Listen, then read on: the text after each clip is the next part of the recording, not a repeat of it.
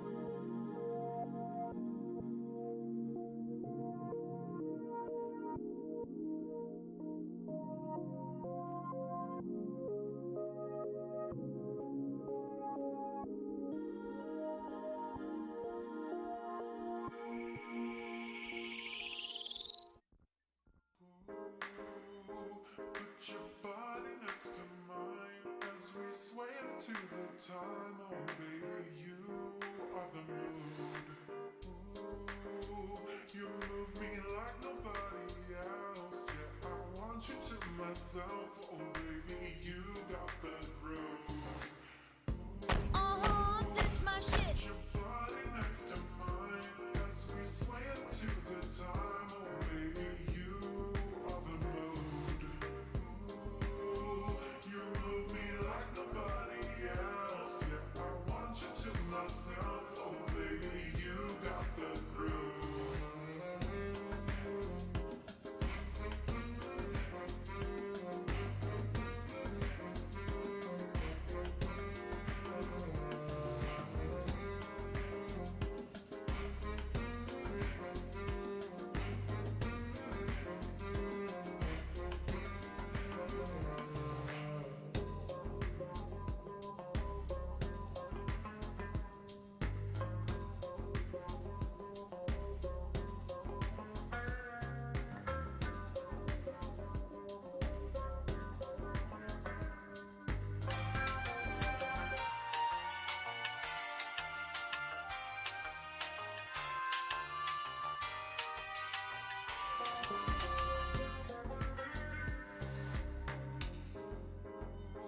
Put your body next to mine as we sway into the time. Oh baby, you are the mood. Ooh, you move me like nobody else. Yeah, I want you to myself. Oh baby, you got the groove. Ooh, put your body next to mine as we sway into the time. Oh baby, you are the mood. You move me like nobody else. Yeah,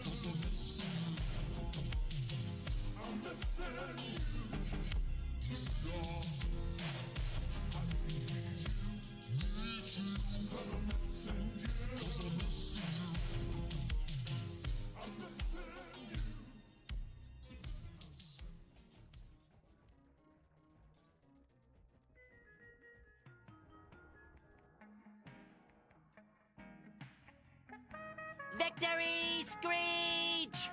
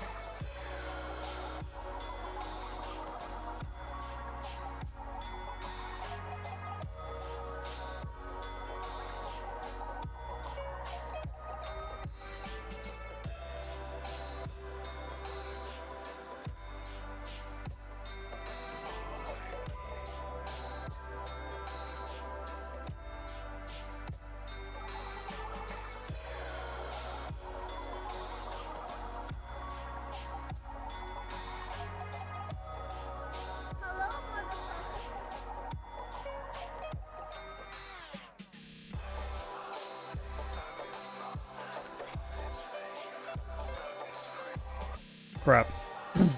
About to beat Ridley.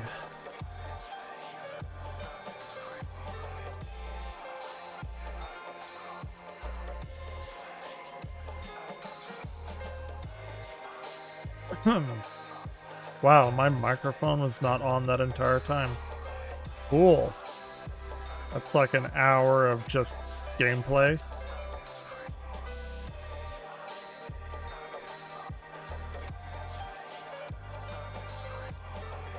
Fan-fucking-tastic.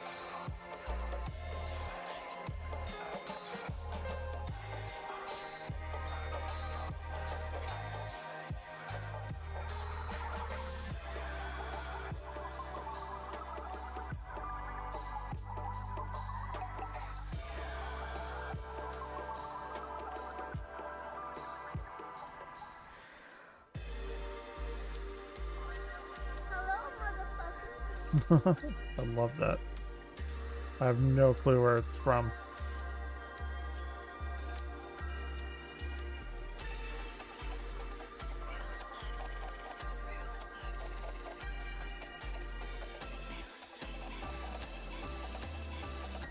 Ah, okay.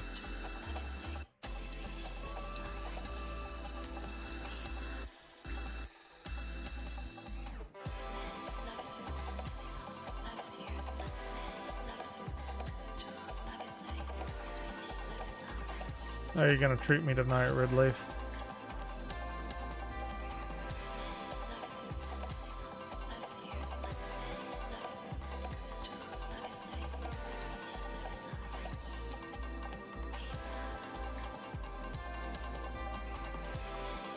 Holy shit! It's being a little bitch tonight. Cool.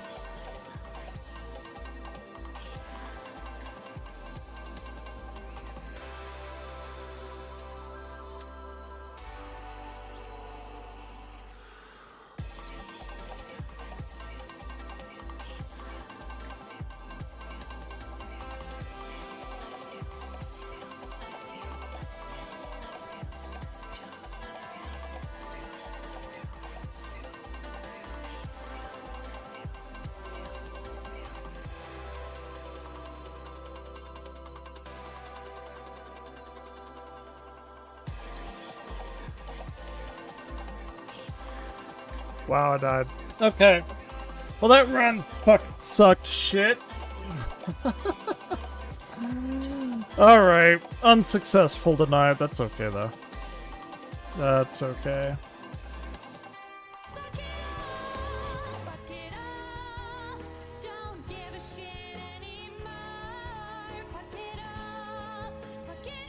There you go.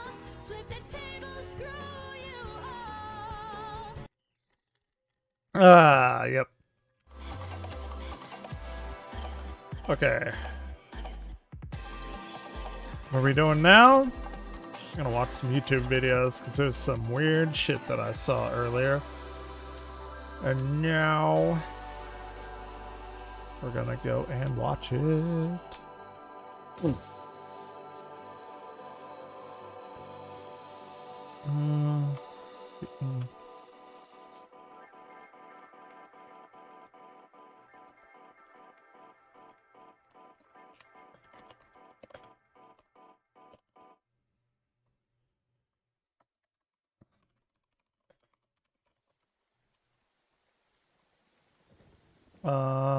Let's see,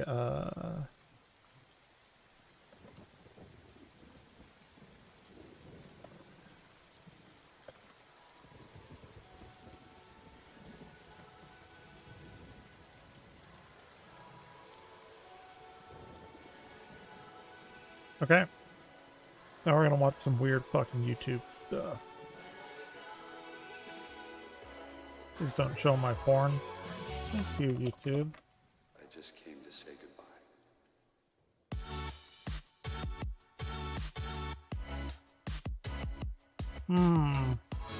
Andrew in the MCU, really? Oh. Okay. But I started watching this deep dive into Ted the Caver. I'll restart it.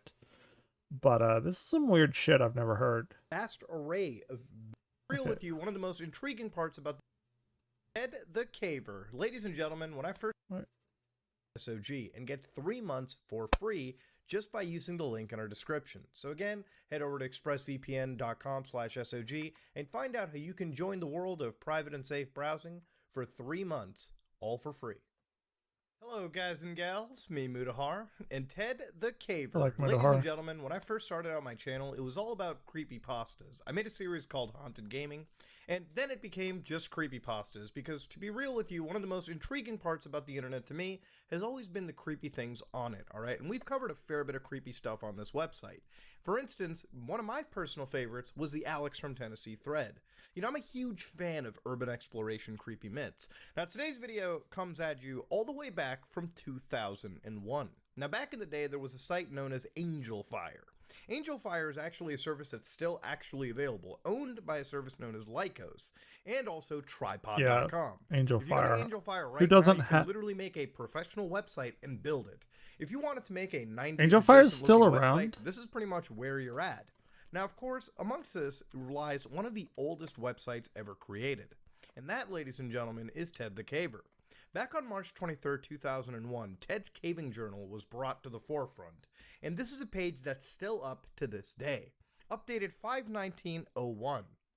Now, the reason why this is really important is Ted the Caver is effectively the internet's first creepypasta, or at least one of the very first ones that was ever publicly available. Now, of course, this journal is interesting because if you read this story, it's all about the fear of the unknown. It features two characters who go into a cave and explore it, and eventually the story ends with no actual ending. The reason why... I have never, ever in my life heard of this. Like, ever. I've been on the internet forever. So, this is interesting to me. Although I don't go down creepypasta stuff much, because I think it's all kind of goofy, wacky shit, but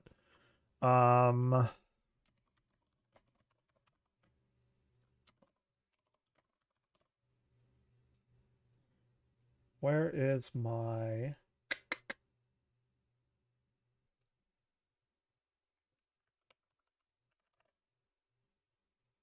there? Okay. It's a creepypastas for the longest time. Everyone has sat down wondering just what happened to Ted. Is Ted dead? Did Ted go to an alternate dimension?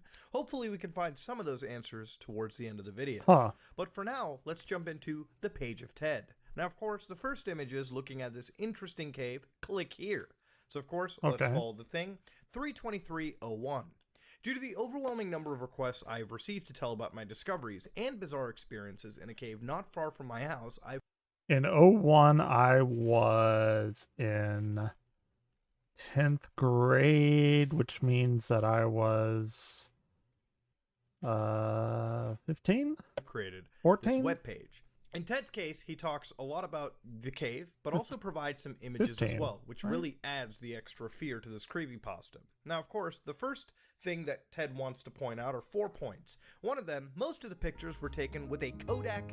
Hey, somebody did a thing. How are you? Just subscribe. I appreciate it. Pictures on the site are all original photos and have not been And I like that my shit is so of course, up and going. What Ted's referring to is way back in the day, we had film cameras, Kodak cameras. Disposable cameras you would take photos I remember Kodak cameras. out, and then basically process it someday down the road. Of course, nowadays with modern day smartphones, we don't really have to worry because most of us have DSLR quality cameras on the go at this point. Number 2, I will not reveal the name of any other persons involved in this experience. If you know me well enough, you probably know them already. Number 3, I will not reveal the location of the cave to anyone for any reason, so please don't ask. I might have to do a deep dive on this. It's some weird fucking shit that, like... If you think these events sound far-fetched, I agree. I would not have come to the same conclusion. And So Angel of course, Fire let's go is on to the still next up? page. There's 10 in total, so let's go to page 2, the discovery. So of course, Ted's got 2 different colors, as he explains. Number 1, the gray is taken from the Caving Journal, and the blue is effectively Ted's reflection. B and I decided to get in one more caving trip before the new year, so we set our sights on Mystery Cave. Not a spectacular cave. I've only ever been on one cave, on. You don't fucking go on a cave, Evan Claire. You go into a cave, right? Is that a no, Galaxy Cave? Somewhere in the Ozarks. Fuck, I forgot what it was. It was interesting. But since neither of us have been caving in a while, it would be nice to go to any cave. There was a bit of excitement to this trip. There was a small passage in the lower portion of the cave that I wanted to check out to see if it was possible to get past it, and it had a small opening. Yeah. So of course, what he's talking about is this first image right here. This little cave entrance. So of course, that's Ted's glove going through that little tiny piece.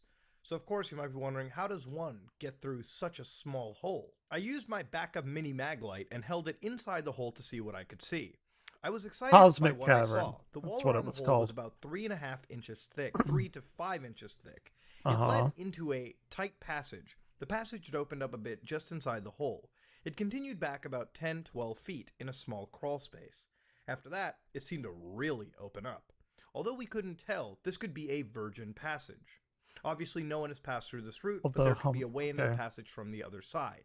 To even get to the crawl space, we would have to enlarge the opening. Currently is about the size of my fist. We recommend our best plan would be to haul a cordless drill into the cave to drill into the rock. We could then take a ball pin and a small sledgehammer and break up the rock. It seemed pretty straightforward. We would widen the hole big enough to squeeze and see what's on the other side. So of course, a drawing was made to show you exactly what that cave could look like. So of course, that would be Ted right there. And of course, they named this Floyd's tomb. So of course, that was where the glove was going. This is a red flag right now. Because if you're going to use what I assume is MS Paint to draw, you shouldn't be fucking around in a cave that could collapse and, die. Kill you. Going through this little hole. And of course, the entire point would be drill around it, break it with a sledgehammer, and then put this human body into this tight hole. Now, that sounds like a bad idea. The unknown area. Of course, the light can only go so far. Now, of course, I don't have to tell you, this is a pretty dumb thing to be doing. Now, look, I get caving, and I understand all of it. But as a man that has some... Like, if the dude used, like, some kind of CAD program or something like that, maybe... I don't even know what the fuck you could do, but... throw in some, like... No, that would probably be worse. I don't know, but using MS Paint, come on now. Like claustrophobia. There is no goddamn way that I'm entering into a hole that small. But hey, I mean, really to each their own. I will say, though, in events of cave-ins or something... Oh, his camera's like, if weird. Let's say you actually went in all the way to here, and there was something that happened, like, God forbid, and this whole section got blocked off. That is probably, without a doubt, the worst actual way to die. They literally even mentioned why they called it Floyd's tomb, which is literally he got stuck in a tight crawl space and was unable to free himself. Floyd Collins. Calling our passage to Floyd was not only a tribute to Floyd, but a commentary of the size of passage. So of course, let's get into Work Begins. B and I were both excited to get back into the cave and get to work. I figured with about 4 hours of work we could be in and see what was on the other side. We had arranged to borrow a DeWalt cordless drill to bring with us. So of course, for anybody wondering what that was, I'll show you guys exactly what they're talking about. In terms of it, they're just talking about power tools over here. Obviously, to just break up just enough so they could actually start breaking down with the sledges. So of course, they're just bringing basic power tools into the situation. So after an hour of exhausting work, we could tell that we were not only going to get through in one session, we kept trading off after we worked ourselves into a sweat. One would take a break and get some food and water while the other would go back to work. The routine was basically like that. We begin work, we have to get down on our knees and do our best to avoid smacking our heads on the ceiling. Working in the awkward position, we would drill into the wall around the hole. That was difficult work. We had to push on the drill, and it was slow progress. Then we inserted the bullpen into the hole and hammered on it until the rock broke. Then we would repeat the process. To give you an idea of how slow it went, the typical size rock that would break off was about fingernail size. If we broke off a larger piece, about 1/3 of the size of my palm, it was cause for a celebration. So of course, very small. Now of course what they showed was after their first trip, that was about the opening right there. So of course, ladies and gentlemen, it went from just sticking a glove into to barely putting your head through. And of course, when you're caving, you have very, very, very tight corners to deal with. So this is about it. This is probably some of the best they're ever going to do. So once they got down a little further, he details that the cave splits into 4 routes. The 2 passages are dead ends to the immediate left of the caver. Straight ahead and to the right are the passages that lead to pools of water. The entrance on the passage on the right is the largest of the 4. The arched opening rises nearly 10 feet in the air, ending a mere foot below the cave ceiling. As the caver enters the passage, the ceiling gradually lowers until it is about 6 feet high. It continues at the same height for the 40 feet, and the passage travels in the continuous direction. So of course, they're just kind of working and operating in total darkness, trying to extend this cave and get down. February 10, 2001, at this point they actually bring a dog with them, B's dog, and which they've taken caving before, and they actually bring this one into the cave at this point. As you can see, they've managed to come in, and they've got a little bit of leeway to kind of just work around with. Despite working in the dark of the night, we were able to rig up and get down there pretty quickly. We didn't take as many tools as last time, plus we left some in the hole so we wouldn't have to haul them out and back in again. I did manage to get 2 more batteries for the drill for a total of 4, and a few more masonry. I didn't catch it. Is this cave like something that nobody knows about? It's not like documented like on a park or something, just like a fucking random cave somewhere? Drill bits. Even with the dog, we made some good time getting down. Then something bizarre happened that I can't quite explain. The dog began exploring as soon as we let her off the rope. She was in dog heaven, sniffing and darting around our feet. She would run from one person to the other as we made our way back to the work site. At the point the cave splits into 4 passages, the dog seemed to run out of juice. She was stuck right by either B or me, and that seemed kind of odd.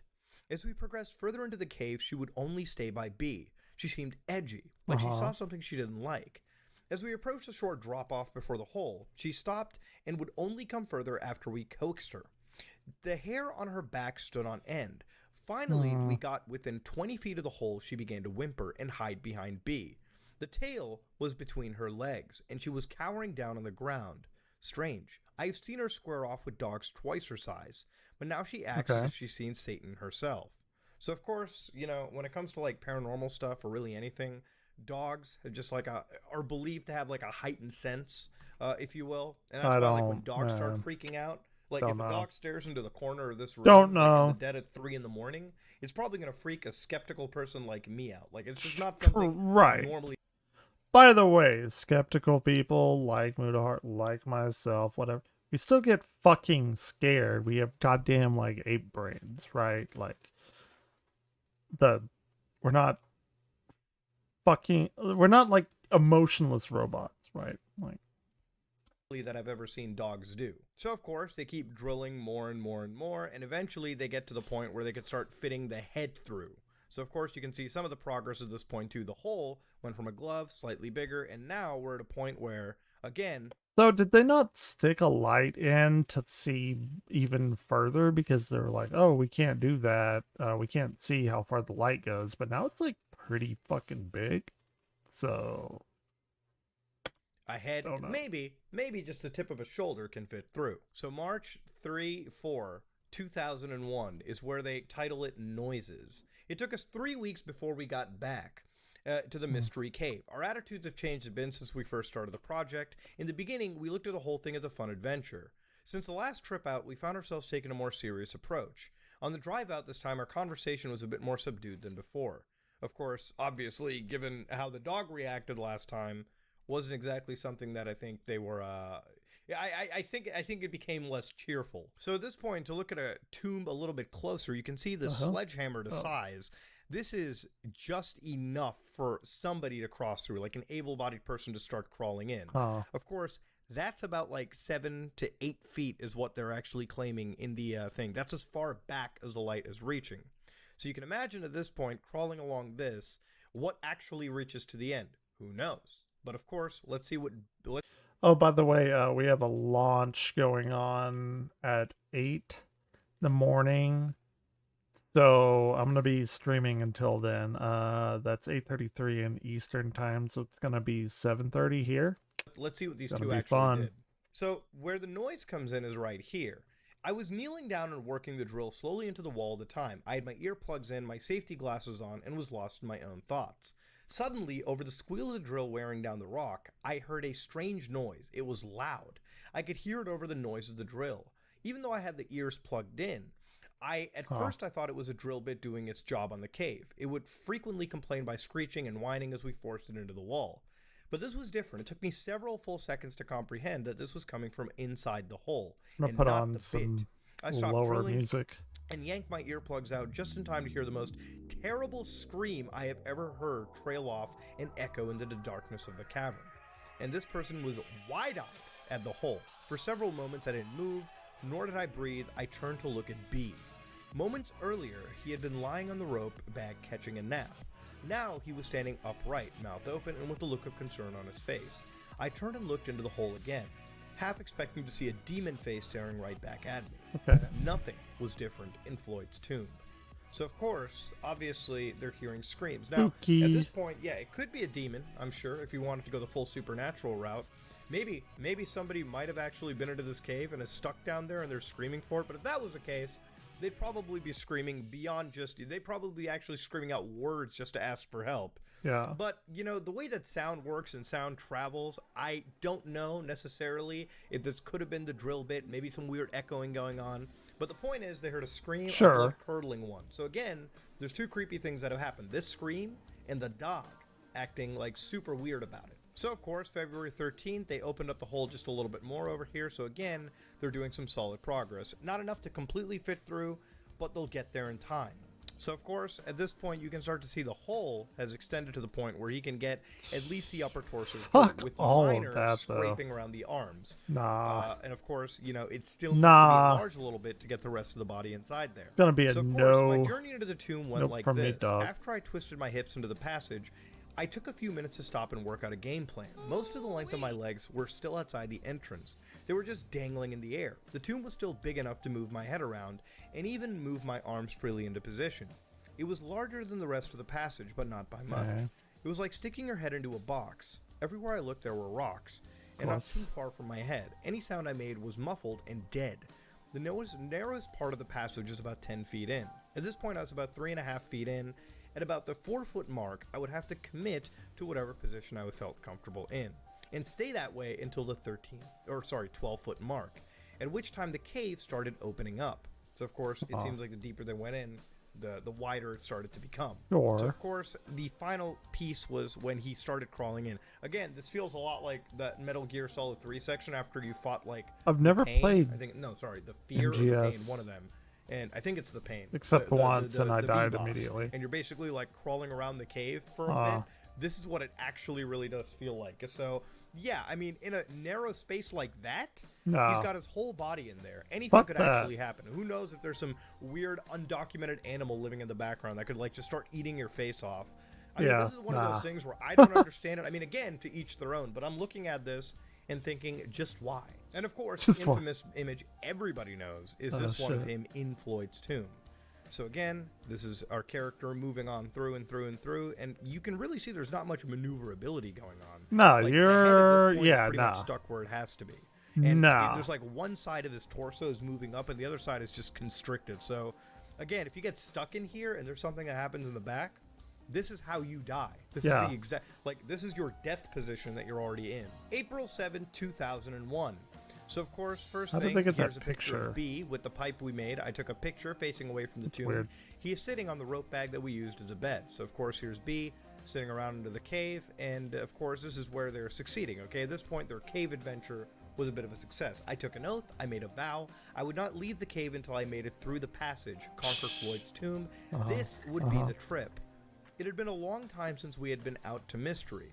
We had been busy, though. We had made the tools we had talked about. It was fun coming up with the ideas for the tools. Also, we made a squeeze box to determine the best technique for getting through the tight spot.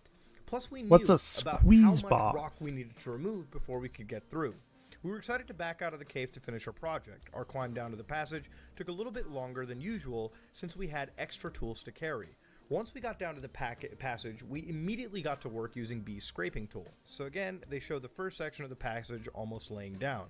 And of course, it really did start to just open up over here. We got the feetsies and that dark corridor that we're about to get into.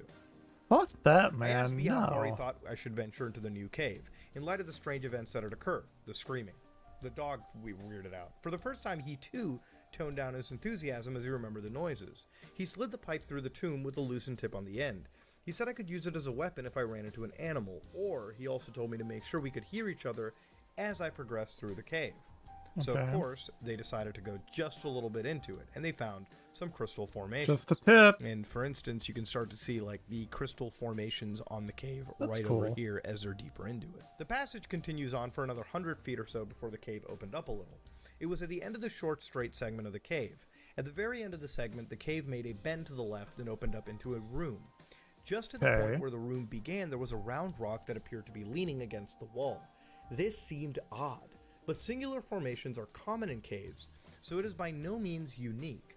I had crawled and stepped over a large chunk of rock that fell down from the ceiling, but this one was more round than the others.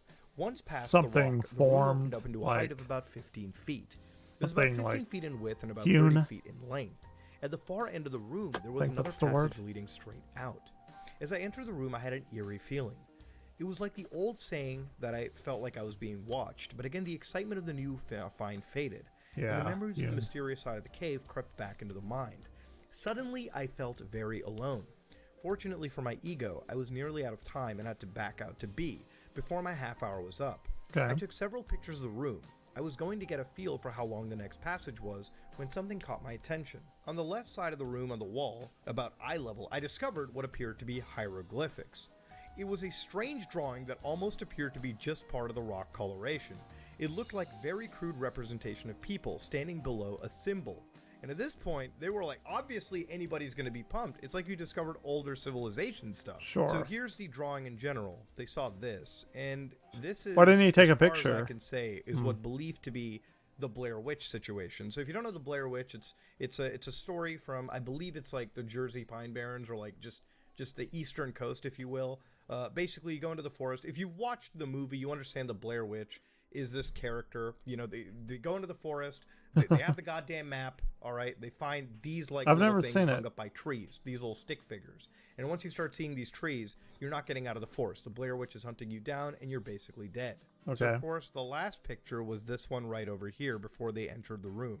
Obviously, that room over there is the one where it's like 30 feet in length, 15 feet in height. So it's almost like they came across some like weird like home prayer room, if you will. April 14, 2001. A couple days elapsed before B found someone who wanted to explore the passage with us.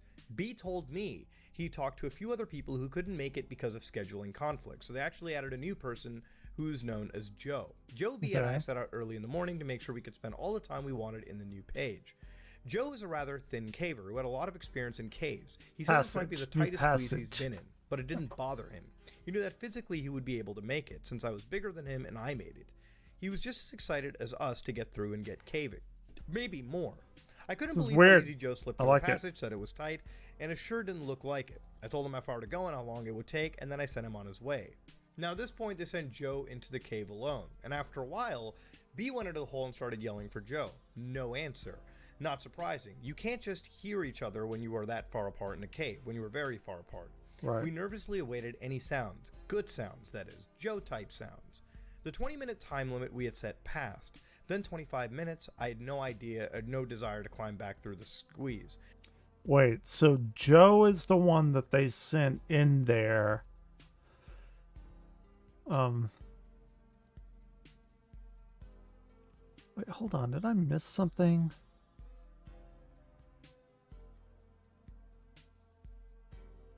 I think I missed something. I was bigger than him and I made it.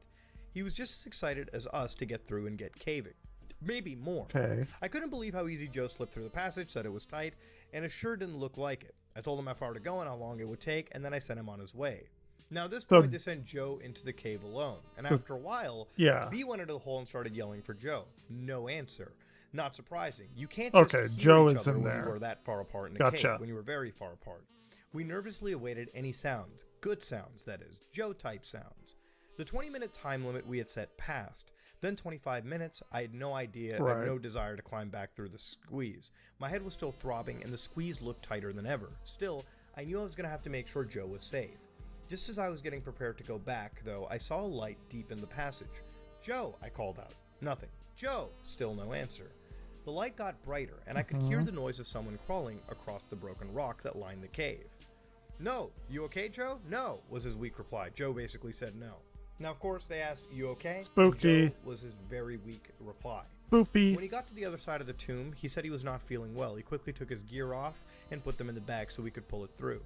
As I pulled the bag through the passage, he began to climb through the tomb. We had no chance to question about what we saw before he was coming through. He quickly slipped through the squeeze and the hole, and we finally got to look at him. He looked terrible, face was pale, and he was completely out of breath. The dust that covers the floor of the squeeze left its mark on his face and clothes. He had numerous small cuts and Hold on. It said we. He took off his gear, put them back in the bag so we could pull it through. Wait. No. When he got to the other side of the tomb, he said he was not feeling well. Get brighter. You okay, Joe? No. Side of the tomb. Said he wasn't feeling well. He quickly took his gear off, put him in the bag so we could pull it through. As I pulled through, we had to climb. We didn't even get a chance to question about what he saw before he was okay. Scratches. Mudahar, you need to read better. So then they asked Joe, who didn't want to stay overnight because they felt terrible. They headed home, and they couldn't get any more information. He just straight stared ahead. He was shaking like a leaf, and he said he was too not cold. When we tried to question him, his answers were short. They asked him if he saw the hieroglyphics. No. Did you hear the yelling? No. Did you see the round rock? No. Did you see the crystals? No. Of course, Joe is completely a shaken up person. So, of course, on April 28, 2001, they actually contacted a local cave rescue group, and they got permission to borrow a low-voltage two-way phone. Now, of course, our characters are doing relatively fine. They were rigging up the rope to descend into the cave, and I felt something for the first time. I did not want to go into the cave. It was not a feeling of foreboding. It was not some premonition. I just had no desire to enter the underground world of Mystery Cave. I didn't share this feeling with me at the time. Even though I had no desire to go into the cave, I knew we had to. Of course, that's probably your gut instinct, and if anything, you should listen to it. Yeah. So, of course, at this point, they started to actually instinct bring for a reason. phones and even a video camera, where, of course, ladies and gentlemen, obviously, you can imagine for a story like this, we were not lucky enough to get any video footage for this event. But even if we did, it's clearly notable that even the small formations were just too small to show up on video. Again, to understand, ladies and gentlemen, this is something in 2001. Video technology, especially low-level, low-light video technology, was not good enough to even be serviceable in a place like this. But why take it? That's obviously assisting it with light. Of course, we weren't lucky enough to get any of that footage, and unfortunately, if we had that footage, maybe this might have added some extra realism. So, of course, as they were deeper into this passage, we got to the point where he didn't start hearing beat until I reached the small area of the bottom of the drop. He was on rope and climbing out as fast as he could. I could hear him moving quickly and breathing heavily. So as they were progressing, eventually he heard scraping noises from behind them. It was loud, it was close, it was coming from the large room I had just left.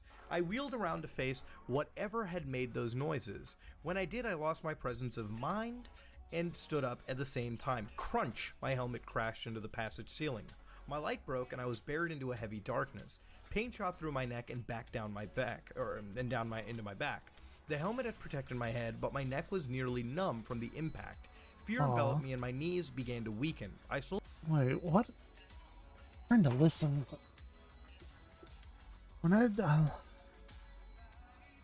I wheeled around. Okay, his helmet. Okay, so he bumped his head. Involuntarily slumped up to my knees. I gently set the camera down as I began to see stars from the pain in my upper back. The scraping noise lasted only a second, and now the only sound I could hear was my own panic-inspired breathing. I was shaking violently as I sat there trying to figure out what to do. My mind was not thinking clearly. I honestly thought I was going to die right into the cave.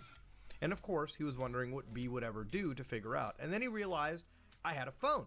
So at that point, he gets to the phone, alright, and at this point, makes out the call. I used the glow stick to light the phone reel. With fumbling fingers, I managed to plug into the phone into the jack.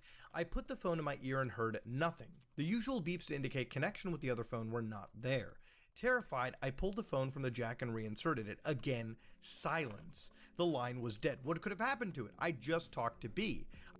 I found myself nearly sobbing with fear. I knew the only... Hold on now. Sorry, I was asking my sister something. Terrified, he pulled the phone from the... I used a glow stick. Fuck that. I'm so bad at this. To the phone, all right, and at this point, makes out the call. I used the glow stick to light the phone reel. With fumbling fingers, I managed to plug into the phone into the jack. I put the phone in my ear and heard nothing. The usual beeps to indicate connection with the other phone were not there. Okay. Terrified, I pulled the phone from the jack and reinserted it. Again, silence. The line was dead. What could have happened to it? I just talked to B. I found myself nearly sobbing with fear. I knew the only way out of here was back the way I came. Something was there. A third attempt at making contact with B met with the same result. And then, of course, another plan had to be thought of. Forcing myself to move, I pulled my body onto all fours and started to progress along the cave. I still held the glow stick in my hand, but I had ceased checking behind me. Now my focus was ahead of me. I reached the point where I could yell to B, but I didn't make a sound. I didn't want to stop long enough to talk. Finally, I reached the last stretch of cave before the squeeze. I've had that happen when I was younger. Sleep paralysis. Fucking terrifying, but obviously he's not asleep, so... As I was crawling towards the beginning of the tomb, I called to B. He answered back. I screamed to him to get everything ready to go. He asked if I was okay. Since he hadn't heard me on the phone, he had gotten worried. I told him no, and to get everything ready to go. When I reached the rope, I flipped off my helmet and shoved it into my pack. For the first time, I realized I had forgot the video camera. Yeah, that was the twist, ladies and gentlemen. The whole video camera was forgotten. Of course, you can understand in the middle of fear, clearly that could be a reality, right? Like, hey, the guy had to try getting out. Fuck the video camera. Life is more important. Fair enough. It was a fleeting thought. I cared no more about the camera than the passenger of the Titanic cared about the hat or a coat. I tied the pick to the rope and told him to pull through. Then I told him to start heading towards the surface as soon as he pulled the rope through.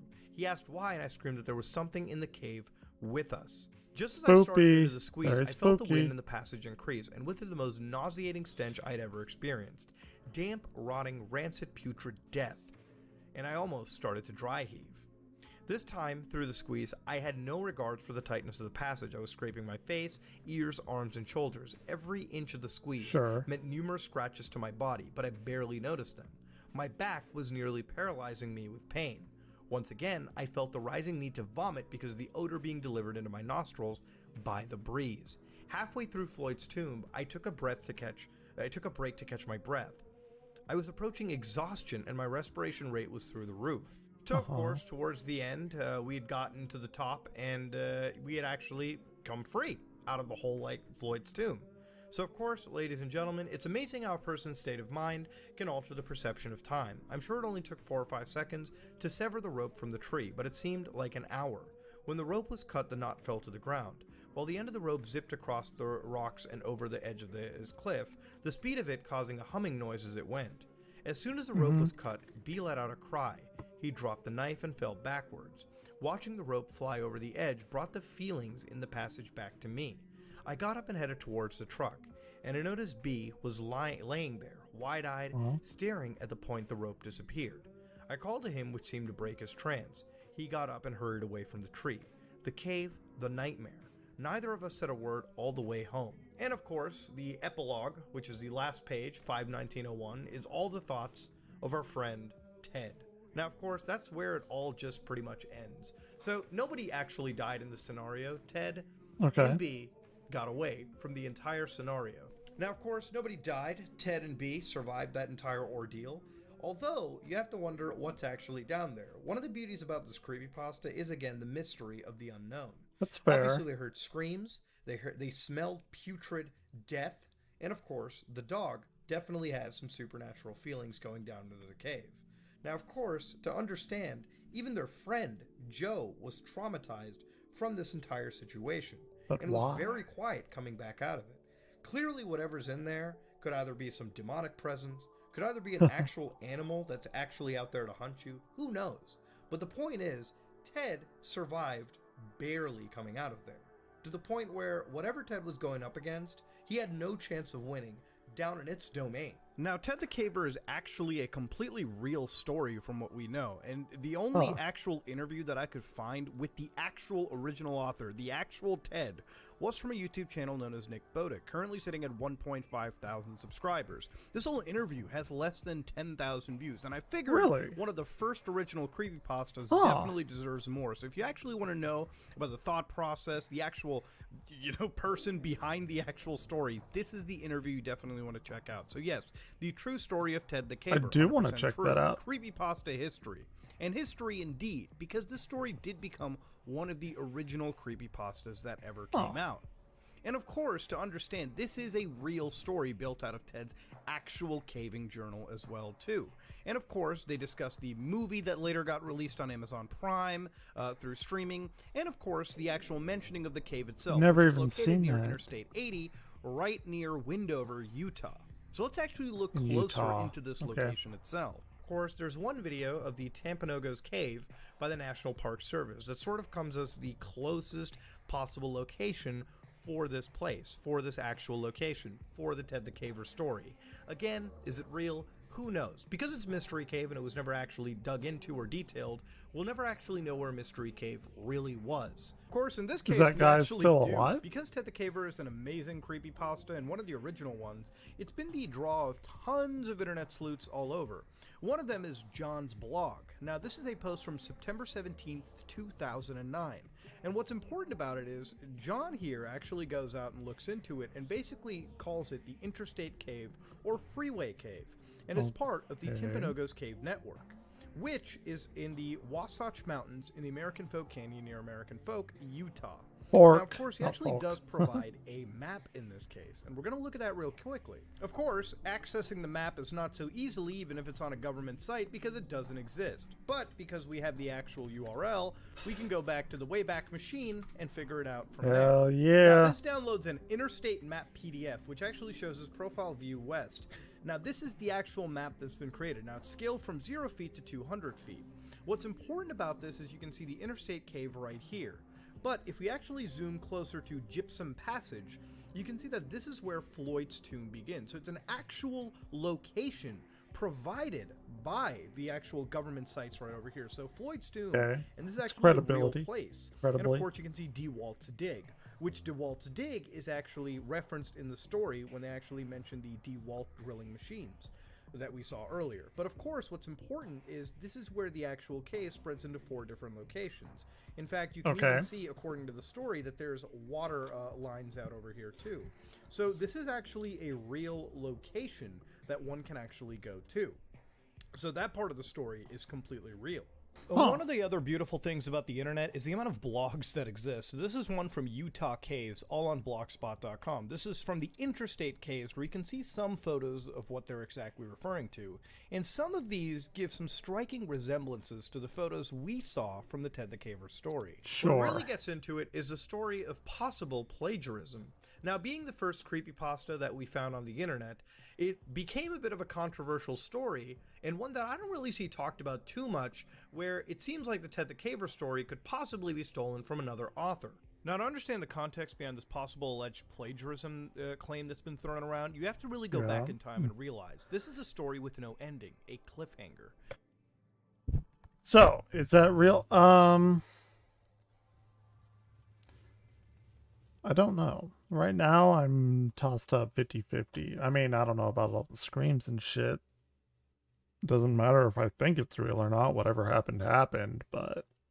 And of course, like all cliffhangers, people try to look for the ending. They try to look for an extra page out of this journal. Now, if you look at the actual scenario here, there were a couple posts all the way back in the early 2010s on multiple forum posts, on multiple forum pages that one could find all related to Ted the Caver.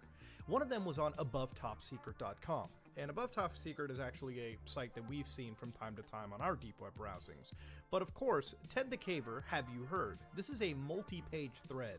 And of course, what's important here is not only mentioning of Ted the Caver, which is from the original user here, Journey. This is a good one. If this is fiction, he has wild imagination. Photos are included in the story. He is a caver who's come across something very strange. On page 4 of this comes a user known as Anarchist. Now, Anarchist posts a bunch of different links to go hit up to. For instance, one of them is, if you want to see the supposed ending to the story, I haven't read it much, but it looks pretty fake to me, a lot more so than original story, still worth posting though, is on gigdig.com. Now, of course, GigDig is a site that's pretty much, as far as I've been able to see, down. But because of the Wayback Machine, we have in fact a few archives. And this leads us to page 11. Dear Ted, Mark and I haven't heard from you in a long time, Ted. We looked up to some of your friends and none of them seemed to know the location of Mystery Cave.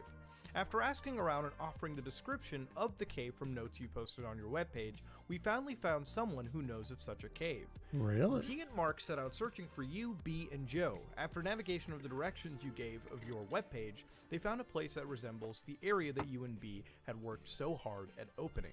And of course, this comes from Ted's sister, Jan. It wouldn't be, it'd be very interesting if it were plagiarized, simply because he's showing photos. I mean, I guess his photos could be obviously plagiarized too. I don't know. Interesting. Ted, we don't know the password to your website, so we copied it to this free hosting service in hopes that if you're out there, you will find it and contact us. Now, of course, she gives this little post over here, this little link, which actually leads to a photograph. Now, this photograph, if you've been noticing, is the same photograph where the hand initially was sticking out of. Now, if you look even closer, you can see that this is very clearly photoshopped. You can do the same effect with yourself using the magic brush tool in any version of Photoshop. Now, of course, this leads us to page 12, which is actually the final page, the final finale. And of course, a date from this is in 2004. I didn't know that. We are pretty sure that we found the wrong cave after seeing that the entrance that Ted and B worked so hard to open is merely a small crack. Photoshop. But from the description of the cave and the limited photos that Ted had posted on his original cave page, not to mention the cool breeze blowing from the crack and the rock and the rumbling noises, I found another page on the web. And that one leads you to, believe it or not, Pedro the Mystery Mummy. Now, this is anomaliesunlimited.com. And what's interesting about this is the stories sound relatively similar. You've got two characters, Cecil Maine and Frank Carr, spending weeks digging for gold in the San Pedro Mountains of Wyoming. And once they worked a rich vein, which seems to keep discontinuing into the rock, they decided to use dynamite to blast huge sections. Point is, they did find one of these things apparently inside. Now, one of the things they found was this Pedro thing, which was a type of doll, I guess you could say, or a pieced together work of taxidermy. And of course, here's the actual X-ray image of it. So it's got human bones or something within it. But of course, this leads us down to another. People were trying to finish the story for quite a while. And of course, Pedro is rather interesting in this case because when you go back to Ted's initial story around page 10, Ted actually does mention a creature known as the Hodog. The only story I could find in the cave folklore about the Hodog is supposedly a creature that roams caves. This is what they believe the screaming necessarily to be. Now, of course, if you look into what the Hodog actually is, I've never heard of that. This is a fearsome critter resembling a large bull-horned carnivore with thick, curved spines down its back. And it comes from the city of Rhinelander, Wisconsin. So, of course, if you actually look at what the Hodog is, this is what it looks supposed to. Now, of course, it looks incredibly similar like a D&D to this monster. Pedro creature right Kinda. here. But, of course, this is where the rabbit hole completely ends. Because, ladies and gentlemen, the Hodog was not spotted anywhere near Utah, as far as I've been able to see on every possible conspiracy page on the internet. But this should remind you that this story was worked on by numerous people because of its cliffhanger ending. But one of the actual cases of plagiarism led to an actual author known as Thomas Lara. So, of course, Thomas Lara is a new author in this entire mix that I never even knew up to this point. Okay. Now, this is a Wayback Machine post from a website known as liquidgel.net/text/terror.html. God, I missed the early internet. So, of course, this is the Terror of Huffman's Cave, where they actually basically copy the entire story. I miss the old internet. Everything is so fucking homogenized, and now searches are so quote-unquote good that you're gonna get the same shit that everybody gets. But I remember in the mid-90s going and searching, just browsing the web, and I'd come across a fuckload of different websites. That's how I found RPG Maker 95 from I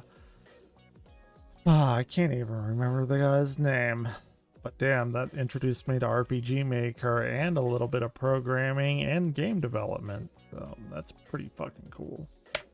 Almost word for word, it seems. If you actually read through the story, you'll notice that there's plenty of moments where they talk about rotting, rancid flesh. I mean, if we even type in the key cornerstones like video camera, what about the video camera that I left behind? And of course, if you just switched the names about it, this would literally be the same goddamn story. That's they're interesting. Literally even mentioning the masonry drill bits out and about. And of course, the year He fucked up. He didn't change enough. God, people, if you're gonna cheat and plagiarize and do all that, fucking be smart about it. This is coming from a professor. is almost the same, 2001, 2002, just a little bit of variance. But of course, it's almost the same exact story. Now, The Fear of Darkness by Thomas Lara actually is, as far as I've been able to look at it, pretty much word for word, up until like page 16, when the actual story is provided an ending. Now, the ending is not exactly, in my opinion, the best ending you could ever find. It does mention things like soul eating and Navajo tribes, for instance, even words such as Hindi. All right, Kind of ladies a and gentlemen. fantasy I guess thing. that might be a misspelling in this case, because my language is not anywhere close to a soul eater, as far as I know, in other languages. Yeah, But Hindi. of course, what's really important over here is the copyright language, date of not a thing. 1987 to 2004. Implying, as far as I understand, that Thomas Lara may have written the story as far back as the 80s, sort of predilecting the technology of the later years, which, as far as this story is considered, isn't too far off the mark. Obviously, having a video camera in the late 2000s isn't necessary, or sorry, the early 2000s isn't necessarily as hard to believe. How good is this story? Not really that crazy for me, but, you know, let's go on. Now, when It's it comes not to the crazy, topic of but it's plagiarism, this actually led down to a long the fact. Okay, it's not crazy, but that's the beauty of it, is because it sounds plausible, right? Like, I don't know. I've only dipped my toe into like creepypasta shit, and it's all like, jerk off, you know, with the trying to make up shit and scare people. It's like jerking yourself off. I don't know. It's weird. I don't know what the fuck I'm talking about. longer investigation, and this one was spearheaded by a post in 2008 by a user known as Panama Jack on the Straight Dope message board. Now, of course, they first went to the Ted's Caving page, which is where we went to. Then, of course, they went to the Doug Austin Cave, which is exactly where we found the story. So the DougAustin.com, TL Caves, PDF, Fear of Darkness. So this is the page that we went to read the story. Now, this is from 2005. Of course, going in further into this situation, they ended up finding out another website known as Liquid Gel, which I also showed in this video too. Of course, this one is from 2008, where of course you can read at the top of the description, I did not write the story, nor do I have explicit permission of its author, Thomas Lara, where they actually detail the author is Thomas Lara. In reality, Ted is Fred. It's a short story written by Thomas Lara in 1987. And they chose 2001 because they wanted to create a distant future where technology may not have changed significantly. Now, what had happened when looking up the registrant information of it, basically they found out through copyright notices and everything that eventually this all led from Panama Jack to a website regarding speleology and horror story section regarding it. So the website here, speleophilately.com, is not actually active at the moment. This is a dead website that does not work anymore. Now, of course, speleophilately.com leads us right over here. This is a website that was brought up into the Wayback Machine as far back as 2011. Oh. Of course, going into the contributor section for this page, going all the way down, we ended up finding Thomas Lara USA right over here. Of course, the image is exactly missing because it's on the Wayback Machine and we don't necessarily have everything available through these caches. Now, of course, looking into the actual publication sections of this page, they ended up finding a page for Thomas Lara, thomaslara.com. Of course, looking into thomaslara.com over here, it actually linked all the way down to dougaustin.com/TOML. Now, of course, URL-wise, this is probably referencing a user, Thomas Lara in this case, such as TOML, which is what I believe to be the shortened version. Now, of course, if we actually go back to the Wayback Machine, you can see the link is dougaustin.com/TLCaves PDF The Fear of Darkness. So little suspect in this situation. Of course, even going further into it, what's really wild is looking into the actual publication. So Bats and Philately, which is written by Thomas Lara. Now, of course, this person, apparently, throughout this investigation, was sort of referenced into John Rowland. I don't know exactly where this came into. It is from Panama Jack's investigation, but because a lot of these sites are dead, we really don't have too much of an idea regarding it.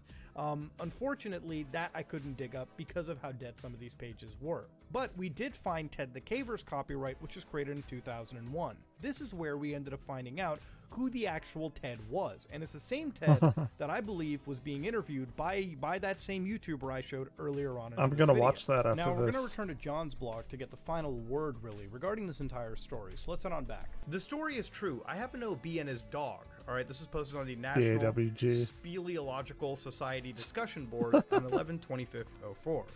And I've been in his cave this cave and through the hole after they opened it up.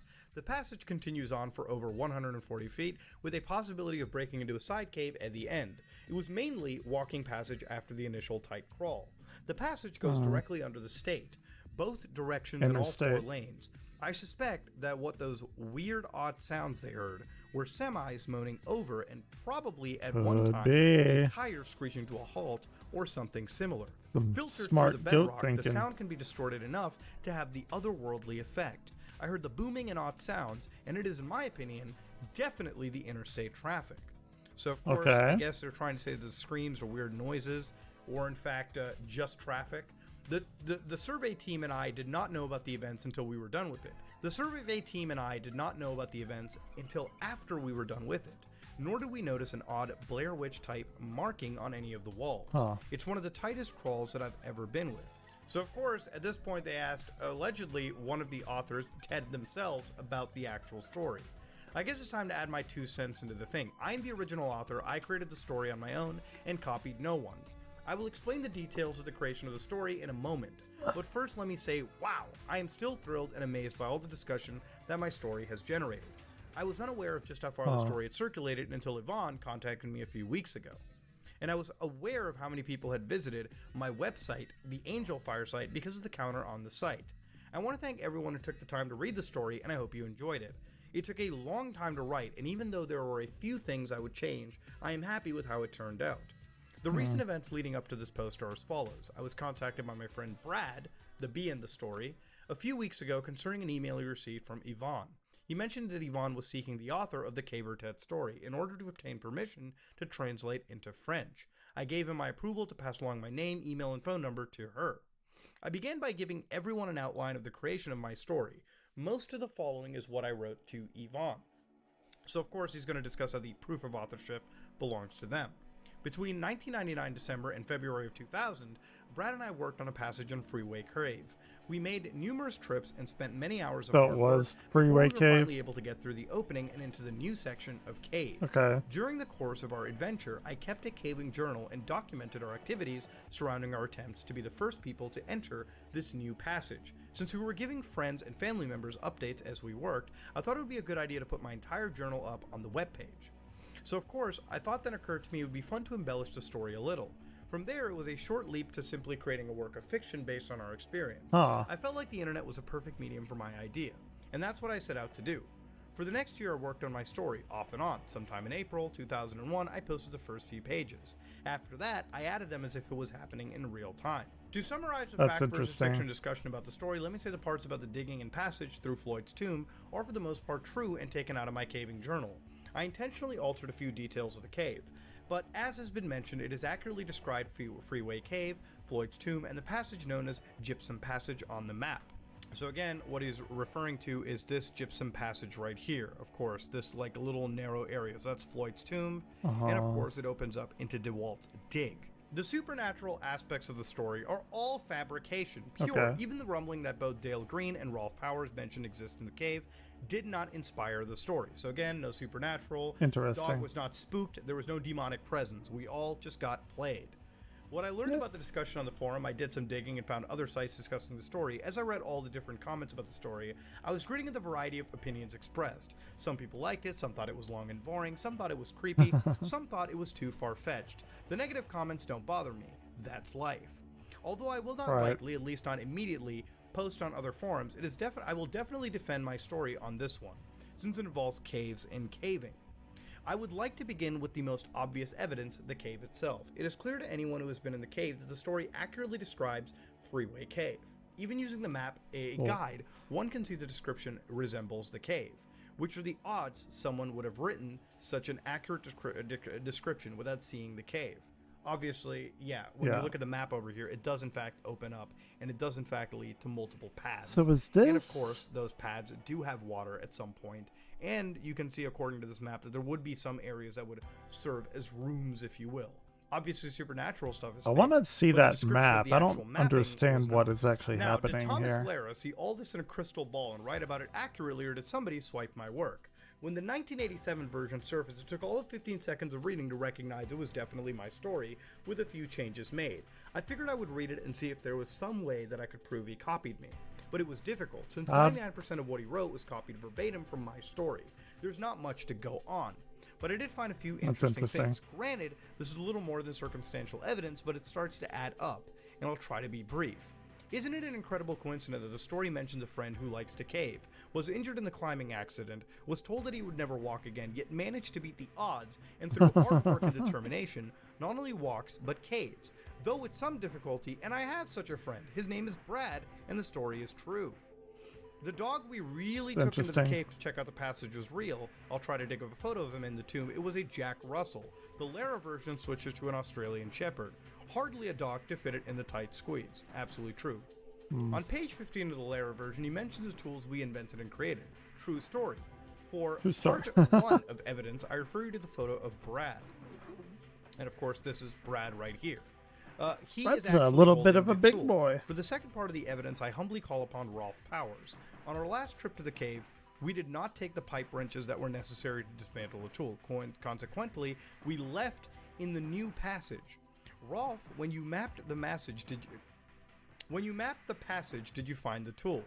Also, did you find a mini mag light? Now, of course, that was about the best evidence that we can ever actually imagine. Now, in a personal story, I don't actually believe this was plagiarized as well. Just because you copyright dated all the way back to 1987 doesn't necessarily prove that publication happened back in 1987. Anything that I found surfacing about that original post always happened in like 2004, 2005. So realistically, it's hard to tell if this was actually a plagiarized story. But while I deal and sort of like go to Ted the Caver's side, I don't know how like copyright works, so I don't know how or why you would date it back to 1987 unless the dude was like starting a book then, and it just like morphed over time. I don't know. It's weird. I'm not qualified to talk about that. Is that you at least have photographs and you have a proper accurate mapping of the inside of that cave through some extent. Now, of course, I'm going to really end this video off where we're at. I'm about an hour in, and ladies and gentlemen, this is I guess you could say a summarization of one of the first internet creepypastas to ever really exist. And of course, one rabbit hole that I wanted to go down, not just because of the story, it is open-ended, and unfortunately we're on a cliffhanger. Ted is not planning on finishing this anytime. Honestly, all interest in the story truly waned by all parties somewhere around 2005, maybe 2006. And while there were a couple posts around it later on, it never really went anywhere, and it just became known as a de facto OG internet creepypasta. Whether who wrote it first, who didn't, all the plagiarism and whatnot, I kind of deal a little bit towards Ted's side, simply due to the fact that Ted's got some of the photos and proper mapping that eerily is it's a beach. Well on their side, okay, is all I'm going to say. But ladies and gentlemen, that was Ted the Caver, one of the weirder internet creepypastas. That was a weird story. And one story that definitely feeds off of the fear of the unknown. What happened down there? Well, in Ted's own word, that was a very embellished story. We're watching Ted the Caver, the internet's first creepypasta, or one of the first. That was pretty interesting. That was really interesting. There is a space shuttle launch in about 7 hours. So I got a long time to stream. Long time to stream. There were a few more videos that I wanted to look at that are pretty interesting. There's Ghost's channel. He put up a weird fucking video. That guy puts up weird videos. Glad he comes in here all the time. His videos are interesting.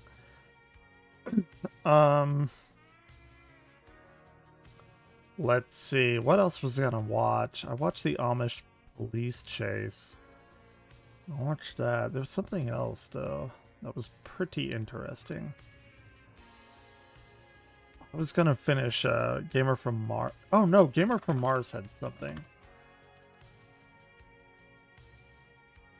Calabria is like my Florida.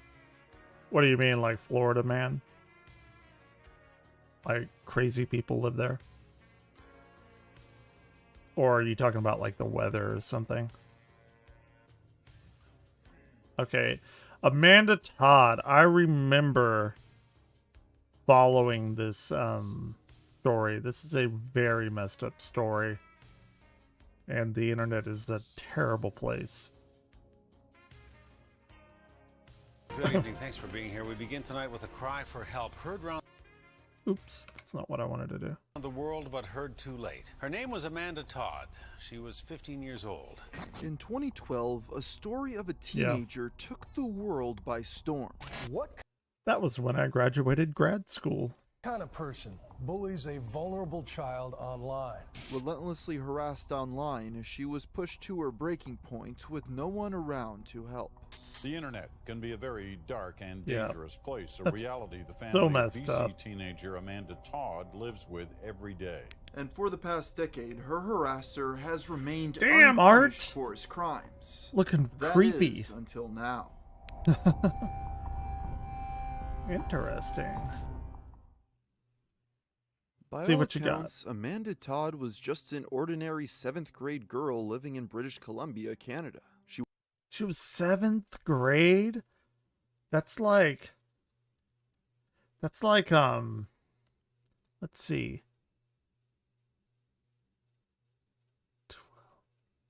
11. No, I was 9th and 4th grade. I was 9. 5th, 10, 6th, 11, 12 or 13. Okay. She went to school, hung out with friends, and like most people her was like age in 12 the or early 13. 2010s, was an avid user of social media platforms such as Facebook. She enjoyed How was your beach trip, DS? making new friends online and chatting with them via webcam. At this point in time, meeting people on the internet was still a fairly new phenomenon. Many Yeah. parents didn't know about the Nice. dangers their Cool. children faced in these spaces, and thus took few precautions About how hot is it over there? I went swimming today as well.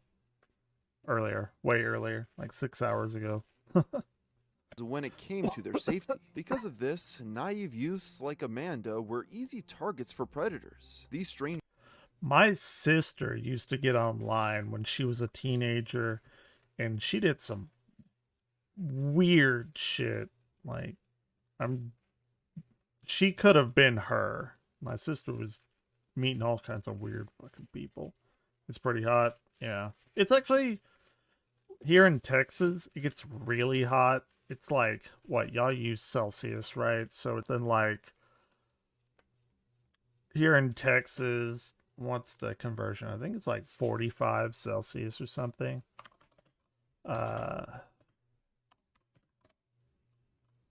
No, 40, about 41 Celsius is how hot it gets here. Today, though, it was less. It was pretty nice. 35, I guess. would ingratiate themselves by frequently praising her and giving the young lady compliments about her appearance. Eventually, during one of these calls, they asked Amanda to disrobe for Yeah, them, it'll go away which here she in a did. minute. A year later, after she had long forgotten about the event, Miss Todd received a message on Facebook from an account she didn't recognize, claiming Yeah, it'll, it's the lag spike. There it goes. It's fine.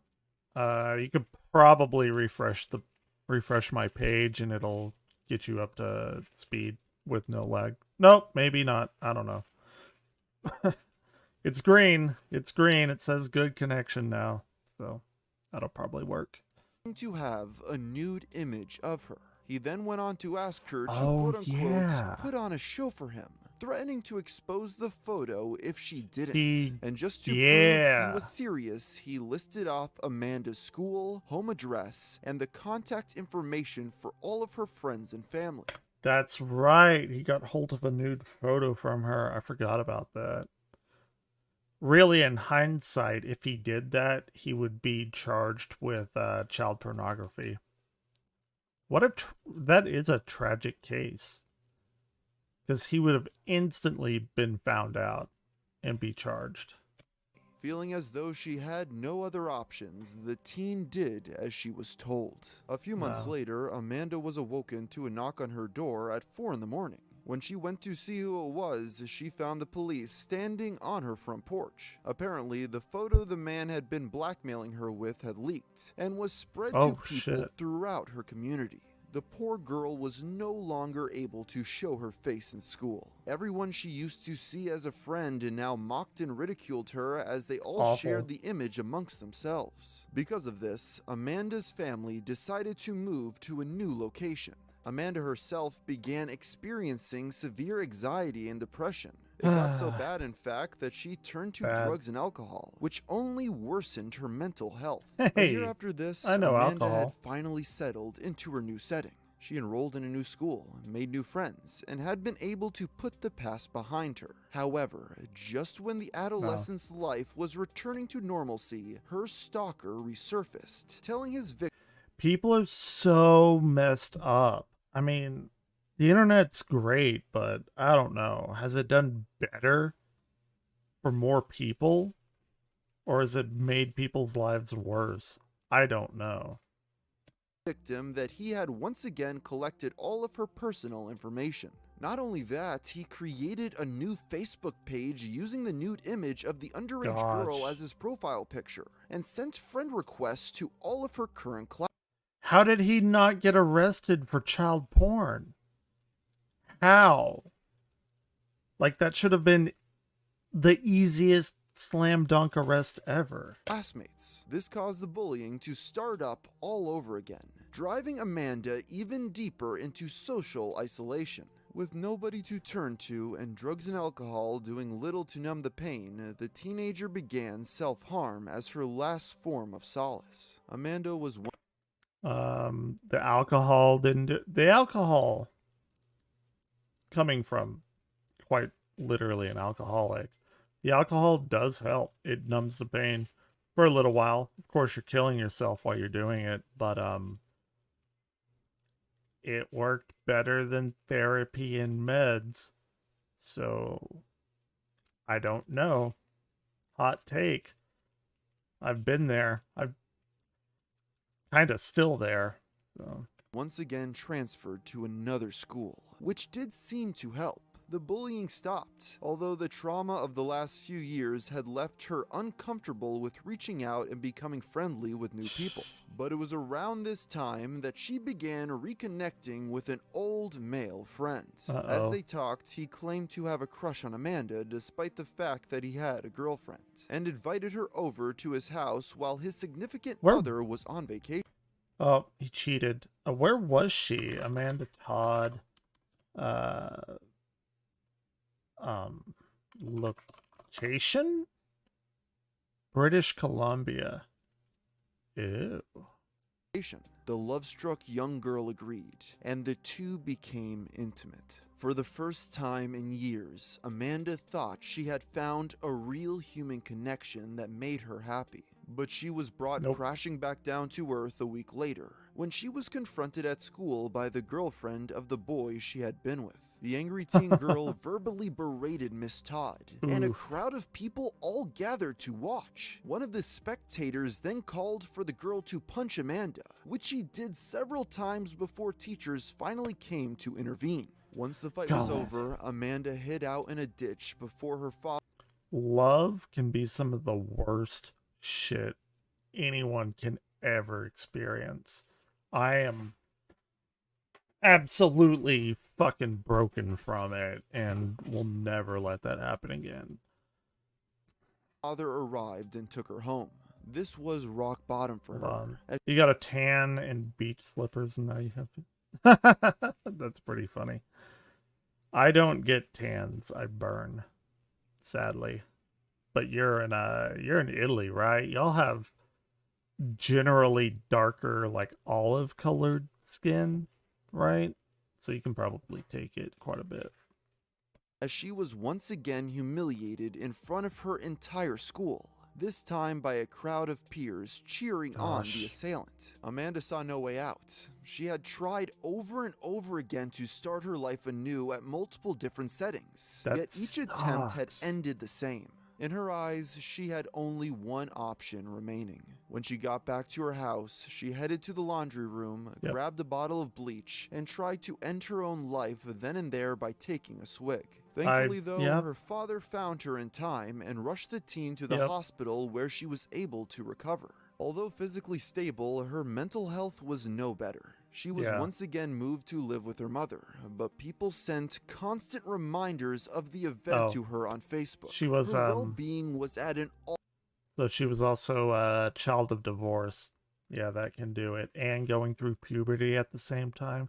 And cheating on somebody, which she probably didn't know that that guy had a girlfriend. I don't know. But I don't know. Maybe she did. all-time low. Therapy had not been of help. She was too anxious to go to school or even leave the house, and had resorted to self-harm again. Apparently, the teenager had even overdosed on antidepressants, resulting in her being hospitalized for 2 days. In a desperate final plea to a cold, uncaring planet, Amanda posted a video to YouTube on September 7th, 2012, in which she told her story through a series of handwritten cards. Yeah. The upload ended with the distraught teen begging for someone to come to her aid as she felt completely alone and hopeless. Unfortunately, That shit doesn't go away, even in your 30s. I mean, I don't know. I guess I take, like, love and relationships and, I don't know, divorce really, really badly. Unfortunately, though, things did not get better. On October 10th, 2012, at 6 p.m., Amanda Todd was found dead by suicide at the age of 15, devastating the family. Following her death, the video she had uploaded a month prior began attracting more attention. While people had not thought much of it, with this new update, I have pretty controversial views on suicide, having been in that realm myself, and I'm not saying that for self-pity or pity. I'm just saying that as a matter of fact.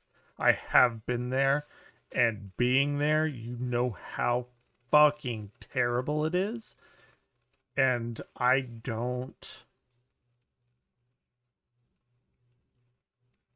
not going to say that because I don't want to get banned off of YouTube. in her story, it rapidly exploded in popularity. People across the world came together to discuss this tragic story of online harassment, pushed to an extreme. Vigils were held across Canada in Amanda's honor, and her mother, Carol Todd, was invited to speak at anti-bullying events. This saga caused much more attention to be placed on cyberbullying. Previously, it had been a subject few knew how to approach, as social media was Do we still know how to approach cyberbullying? I don't think so. And whenever any kind of like anti-cyberbully group pops up, everyone just like laughs it off. I don't know. It's weird. I don't know the solution to it. still a relatively new invention that adults had not fully wrapped their heads around. But now that they had a specific example to look at, educators were much more equipped to teach their students about the dangers of the World Wide Web. Of course, with widespread attention being placed on this incident, It's a small girl. people wanted Be to best. know who was responsible for driving Who a what? teen- What's be best? Did I say that? Am I just high on sleeping medicine right now? That's a true story, but teenage girl to ending her own life. This question would lead to a decade-long hunt to bring justice in this case. With Amanda Todd now gone, a viral storm emerged online. oh shit, yeah. Oh yeah, you're right. That did not click for me. Man, what a... Melania Trump did nothing. She did nothing. Which is whatever. I don't know. It's weird. It's weird. Demanding answers. As it turns out, in the days following her daughter's death, Carol Todd claimed that it had all been carried out by a single pedo who had created dozens upon dozens of dummy accounts. Did you ever, I assume you arrived in Dallas, okay? Where were you coming from? Like, are you moving here or something? I mean, don't tell me if you don't feel comfortable about it. I'm just curious. On social media. According to her, he would create new Facebook profiles every time Amanda changed schools, and wormed his way into her friends. Oh, you're back in, oh, for whatever reason, I thought you were gonna, like, live around the Metroplex. I guess I'm just misremembering. How did you like it? Was that when it rained really hard? No, it rained really hard before then because you saw my post and that's how you came here. So monthly? Oh shit. You got like workout here or something? Friend groups. Allegedly, the ordeal had been reported to the police several times prior to the young woman's death. But I do too. Thunder and lightning is my favorite thing in existence. They had been unable to do anything about it, with their only advice to simply stop using Facebook. As mentioned earlier, with social media being such a new invention, most police I'm glad departments I got had no off of training on Facebook. dealing with crime surrounding it. So even when faced with the crimes of a serial sex offender, Yeah, I've actually been I've been to Florida a few times. Most recently to Destin 2 years ago with my sister and brother-in-law. But when I was in 10th grade in band, we actually went to Florida and got to march in the Disney World parade, which I think was really fucking cool because we got to see we got ready like in the back lot, like behind the scenes. Best memory ever, I saw Snow White smoking a cigarette. Fucking brilliant. Yeah, one time at band camp, this, you know, I can't shove up anywhere, but, you know, well, I guess I could, but it would be very unpleasant. Oh, going to the hospital. Why are you here? Well, I have a fucking soprano sax up my ass, so that's a thing. No, what? I don't know. I don't. I mean, maybe. I don't know what the what brand, but yeah, it was so funny. It was like the weirdest thing juxtaposed. Oh wait, shit. Let's go. Nothing to stop it. With the public's faith in law enforcement now shaken, it was time for people to take matters into their own hands. This is when the hacker group Anonymous entered the scene to use their computer skills to find the assailant. They claim to have found the identity of Miss Todd's tormentor, a 32-year-old man from Vancouver, in under a week. Anonymous is so crazy because they do not even give a shit who they fuck with. Like, they hold no allegiance, and that's honestly, it can be used for good, like this. Anonymous is what was that other big one? The Lizard Squad? Was that it? Shit, I don't remember. I think it was the Lizard something.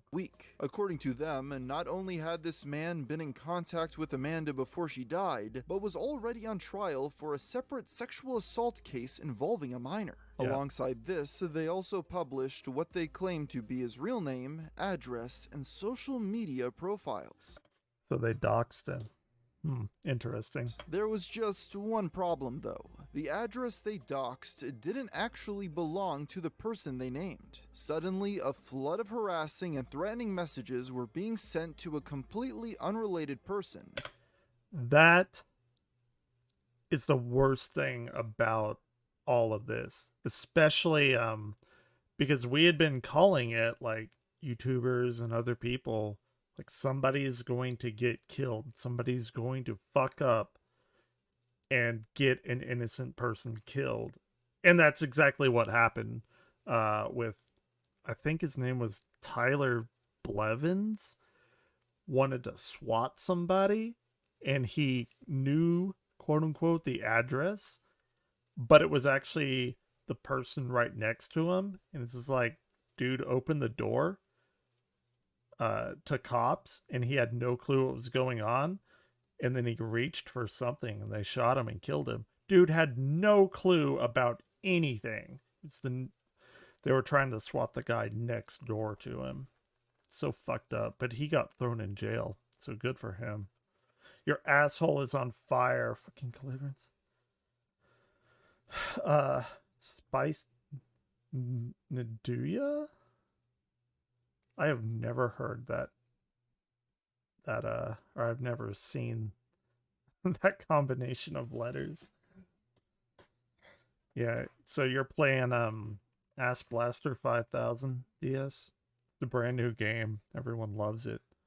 People that go to Taco Bell, they are perfect at that game. Who had no idea what was going on. As if that weren't bad enough, it turned out the rest of the information released by Anonymous wasn't entirely accurate either. In fact, pretty much everything was wrong. Not only was he 19 years old, not 32 as they originally claimed, but authorities determined he was not the one responsible for harassing the dead teenager. See, that's so funny because this is fitting in with what is happening these days with the Keffels and the Kiwi farms taken down and stuff. I didn't know about that, and I went over to Kiwi Farms just to see. That is some messed up bullshit that they were doing over there. Like, wow. That, I don't even know. While he had indeed been in contact with the adolescent, he claimed she had reached out to him for help tracking down her abuser, since he was, as he put it, a known hacker. The self-proclaimed computer expert did claim to know the true identity of the culprit behind the Amanda Todd case, a man in the United States. Anonymous also doxed this person, but he too turned out to not be the perpetrator. With this string of flubs, Anonymous decided to hang up their masks on this case, but people still demanded justice for Amanda Todd. Going to die. Unfortunately, as months turned into years, they began to lose hope that this criminal would ever be punished for his crimes. It wouldn't be until January of 2014 that a suspect was finally arrested, a Dutch man by the name of Aiden Coban. According to police, Coban had been... Look at that. That guy is a fucking winner. He is like an apex human being. Said no one ever. Extorting at least 34 underage girls the same way he had been doing to Amanda, tricking them into exposing themselves on webcam and then blackmailing them with the evidence. 34 people? Holy shit. If they didn't do what he asked. Allegedly, his youngest victim was just 11 years of age. He had also been pulling a similar con on adult men, posing as younger boys to let their guards down, and then extorting them by threatening to expose their hobby if they didn't pay up. As it would soon turn out, authorities had actually been aware of Aiden when Amanda Todd was still alive. Earlier in 2012, a Norwegian girl reported a similar type of harassment to what Amanda was facing. Scandinavian police were able to track his IP address to the Netherlands. Where is the Netherlands? I have no clue. I hear it all the time too, I've just never looked it up. The case was then passed on to Dutch law enforcement, but not much was done beyond that. It was only after the high-profile suicide that Facebook conducted their own independent investigation, and were able to link the IP addresses of the dummy accounts attacking Miss Todd to the European man. This is when authorities in the Netherlands finally tracked down Aiden to the trailer park where he lived, and installed spyware on his computer. Through this, they found that his... Who speaks Dutch? I think that's a German language. Yeah. I took German. Don't ask me to say anything in it because I do not remember. Yeah, German's like known as like High Dutch or something.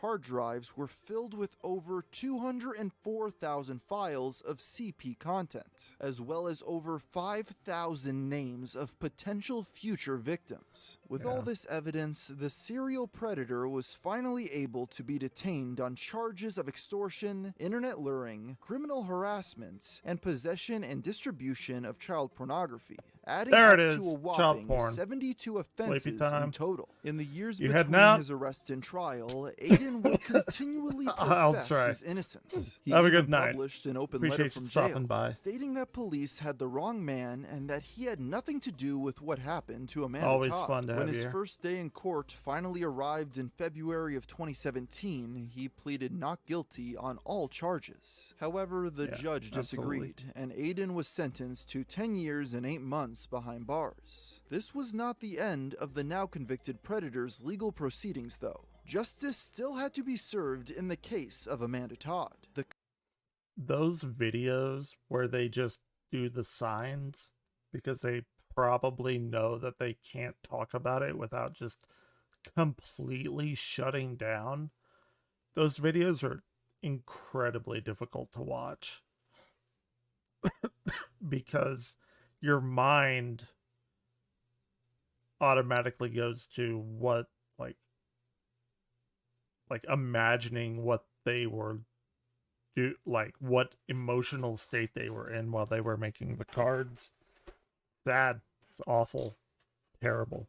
Convicted man was finally extradited to Canada in December of 2020. According to his lawyer, he was actually excited for this, as he saw it as an opportunity to clear his name. Apparently, despite all of the evidence against him and Dutch courts finding him guilty on all charges, Aiden remained adamant that he was not to blame. The second trial began on June 6, 2022. The prosecution once again set to work exposing the evidence linking Aiden to Todd. They showed the jury how several of the Facebook accounts who had been stalking the young girl were connected to a phone number associated with the accused. On top of this, several more details that were previously unknown were brought to light. Allegedly, in addition to impersonating a teenager in order to infiltrate Amanda's friend groups, Aiden would also pretend to be a Child Protective Services agent. He would reportedly contact her school administrators acting as a concerned representative and link them to the nude images of his victim. However, the Dutch man's defense was not giving up their case without a fight. While the prosecution cited the files seized from Aiden's hard drives as proof of his guilt, his lawyers argued otherwise. The primary piece of evidence against the suspect in this case was a deleted file labeled amandatodd.wmv, which had been played on his computer. That it's called the smoking gun. Defense argued that just because he had watched it, this alone did not prove he was the perpetrator. But the prosecution stood their ground, stating that since all the accounts attacking Amanda could be linked directly back to Aiden, he was the only one who could have been responsible. After 7 weeks of trial and 1 day of jury deliberation, Aiden Coben was once again found guilty of all charges laid against him. Once he is returned to the Netherlands, the now twice convicted pedo will not see the light of day for a very long time. Carol Todd expressed relief with the verdict, stating that she hoped the ruling would set a precedent moving forward, so that what happened to her daughter would never happen to anyone else again. So there you have the story of Amanda Todd. What began as a simple tale of cyberbullying gone too far quickly turned into the exposing of a man running a pedophile network out of a trailer. And with that, I think I'll end the video here. So until next time, thanks for watching. Yeah, it's good not to forget shit like that. I mean, with the internet, you know, people move on to stuff like immediately. Nobody's even talking about that Uvalde case anymore. Like, maybe a few people, but things like that happen, and they say, oh, we're not going to let this go this time. You know, we're not going to let people move on. And you know what? It moves on. It's happened so many times. What? Sandy Hook, then Pulse. Also that the Batman screening, that was before Sandy Hook though. So it was those three, Pulse, that church in, I believe it was like North Carolina. And then the Uvalde, obviously. God. It's always the same every time. It happens. Love and, thoughts and prayers. And then this group of people are like, we're not gonna let it be lost to the annals of history this time. We're gonna make a change. They never make a change. And then it happens again almost immediately. The internet's an awful place. Live from MorphinCon. Hell yeah. I want to go to MorphinCon.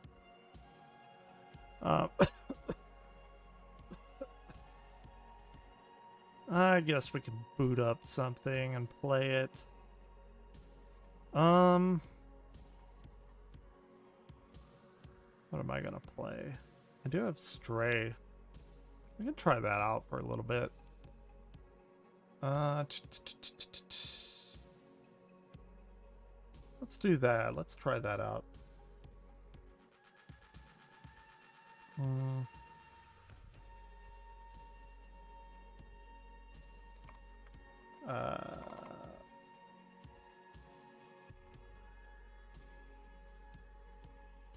Yeah, let's do that. Let me change my stuff.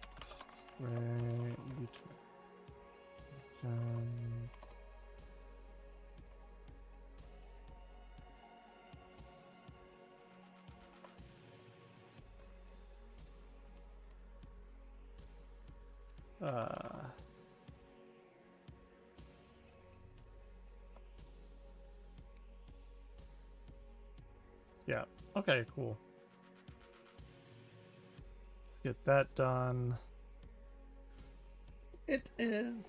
Oh shit! No, don't do that. God.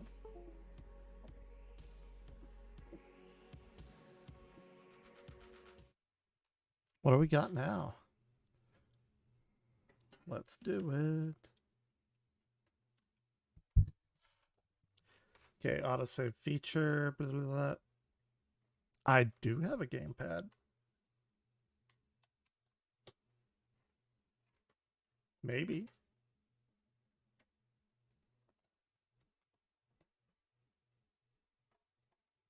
No.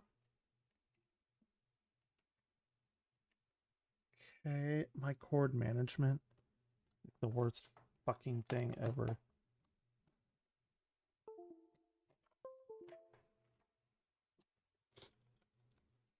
Oh, I know why. I know why. I think.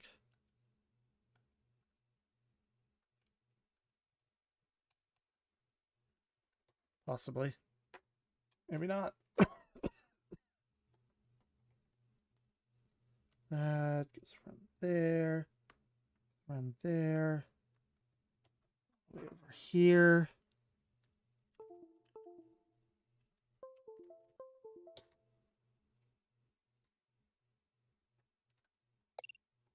Oh, it works now. Cool. Settings.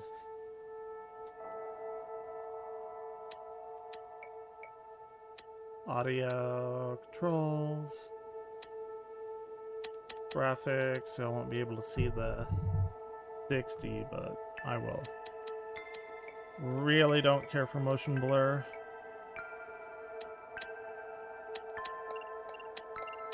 Okay, we got high, okay. Sure.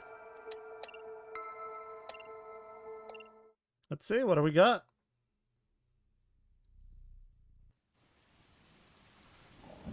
What do we have?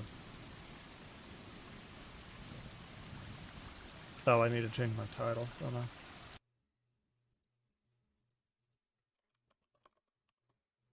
Stray. Oops. Let's go.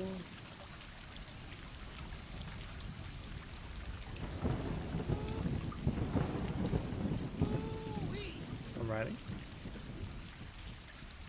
I'm down. I tried to get a mod for this, but I couldn't find one like my cat. I'm sure it's out there. It's a pretty common pattern.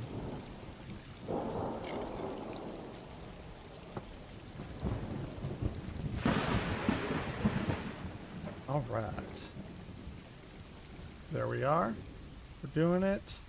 Ooh, ooh, ooh, ooh. What kind of barbarian uses non-inverted?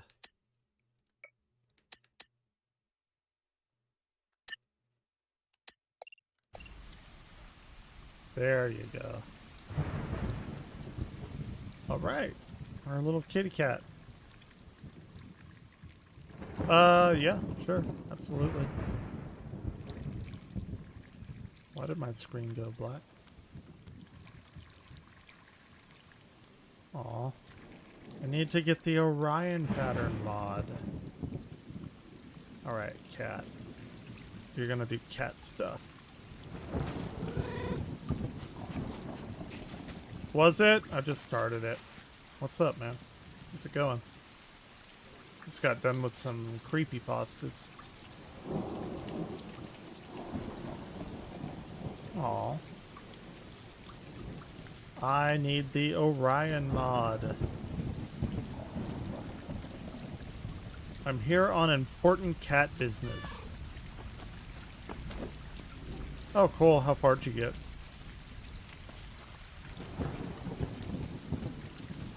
Come on.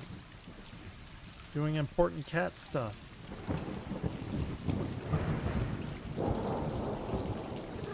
Aw. Damn. I need to have an aw sound effect button. Or I have Owen Wilson. Wow.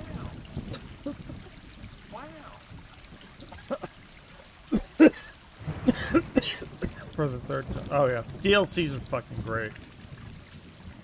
They are amazing, and I'm incredibly angry that the Aranea DLC got cut, because I was looking forward to that the most. I am so frustrated. That game was so mismanaged. I love it. It's one of my favorite Final Fantasies.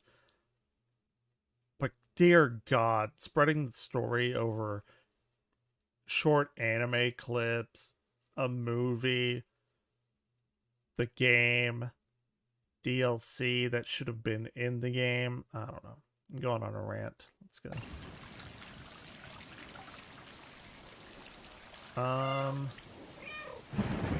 Oh, I can meow. Did you know cats, if they are never tamed or trained, if they're feral, they do not meow. Cats only meow to get the attention of humans. At least like grown-up cats anyway.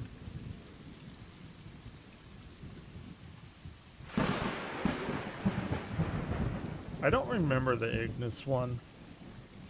The Arden one is fantastic, and that should have been in the game, like part of the game. In fact, I wish the DLCs were integrated into the main game instead of just selecting them. It's a missed opportunity, in my opinion. I remember it being fairly long. Not like really, really long. Maybe like... I really don't know. I don't remember. Maybe, I don't know, 3 hours? I could be completely wrong about that, though. It's been a hot minute since I played that.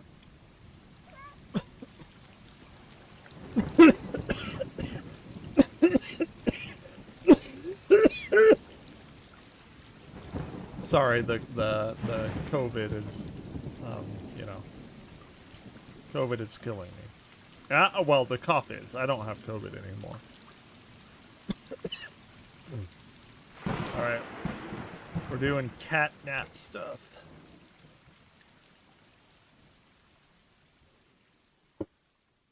I am here for it. I'm actually getting over the weather now. This cough has been lingering for about Half a week. Look, it's the kitty. Oh, by the way, butterflies are terrible and moths are objectively better than butterflies. Do not at me. I will die on that hill.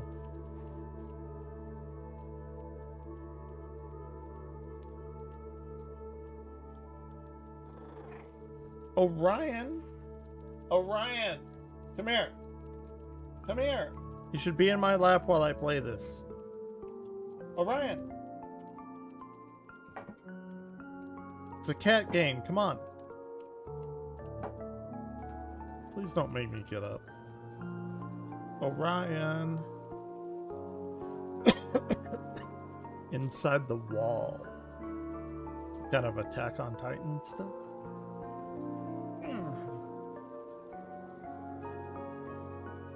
I am glad I can swim again.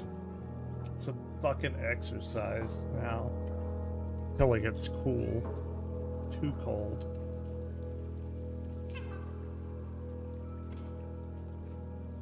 I'm getting eco vibes. Eco and Horizon Zero Dawn. Okay, let's do cat stuff. Ooh, those are very good reflections. Why does my monitor keep flickering black whenever I put a game in full stream or full screen? I don't understand.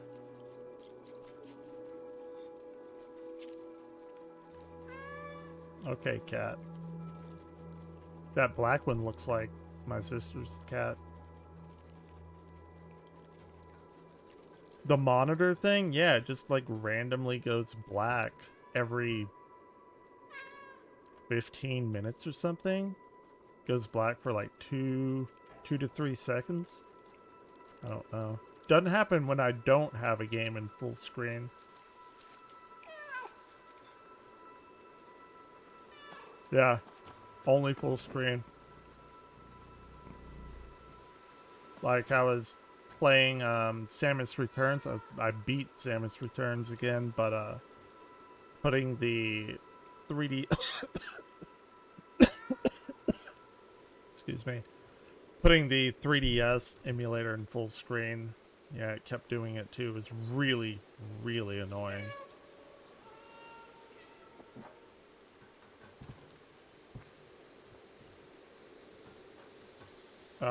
I assume you did it. What was the problem? Alright. Alright. Come on! We have important cat business.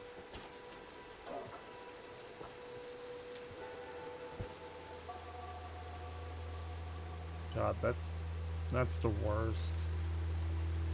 Hey, I got a question for you.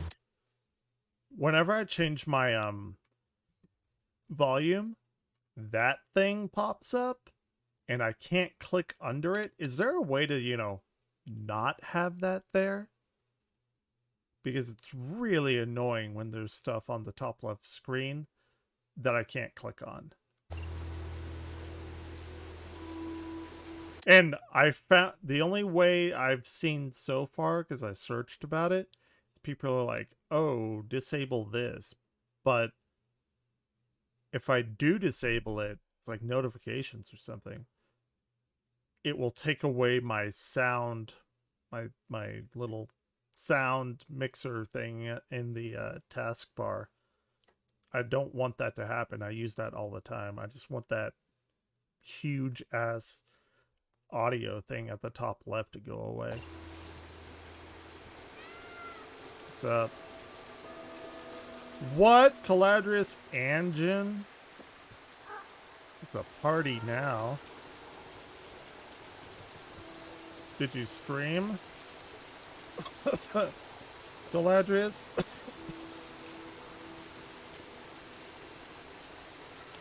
Don't drink the water. You're gonna get sick.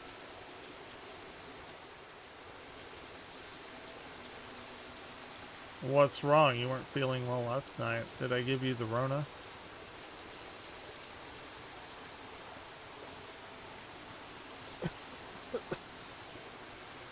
Shit. That's why I started streaming even more when I had the corona, because I didn't feel well. Got my mind off of that.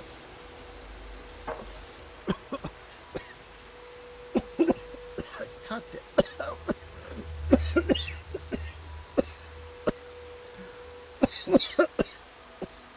I'm dying. It's okay. It's okay. I'm fine. Fine. Fine. Being a... Oh, I got you. I wouldn't know about that.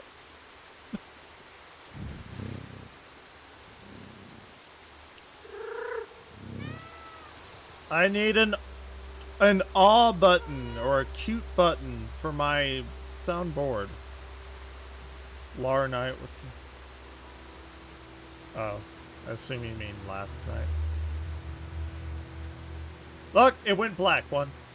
It's about 2 seconds of blackness. Y'all can't see it. It works fine for you, I think.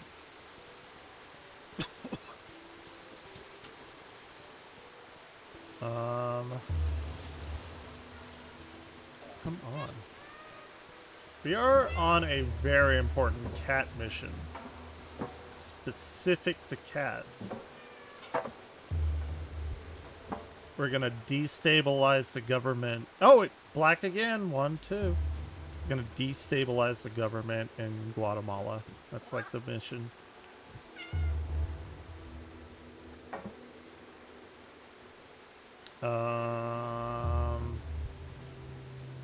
What? Let's see. Oh, I got a new song. I love it. Hold on, let me turn this shit down. It's hilarious. I've never seen it.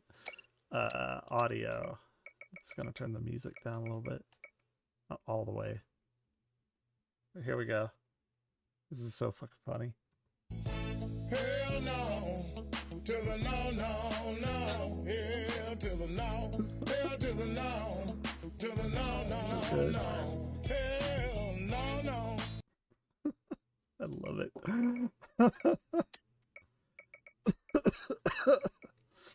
And I got apply changes. Sure, why not? It's tragic, yes. Right up there with the Holocaust or something. No, don't do that. Please don't clip that. Please do not cancel me. That was a joke. Maybe a poor one. Please don't cancel me. Hold A to chain jump. Oh. We're like Assassin's Creed now. Fantastic. Okay, this is some Midgar looking shit. This is like the Final Fantasy VII Remake DLC. Or this should be a Final Fantasy VII Remake DLC. Wouldn't that be cool? To like wander around Midgar as a cat? I'd be down for it.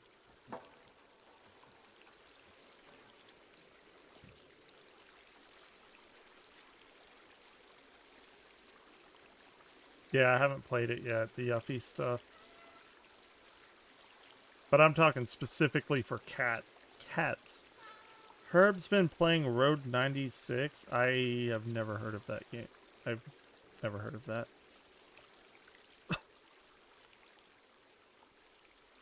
What Xbox? Xbox One? Or did y'all get a Series?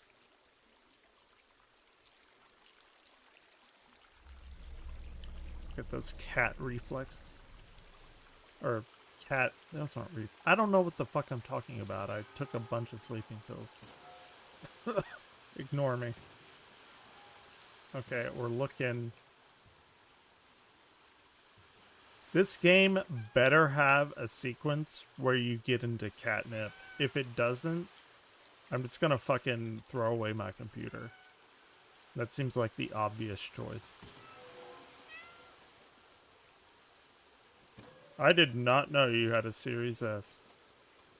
I really, really, really want one.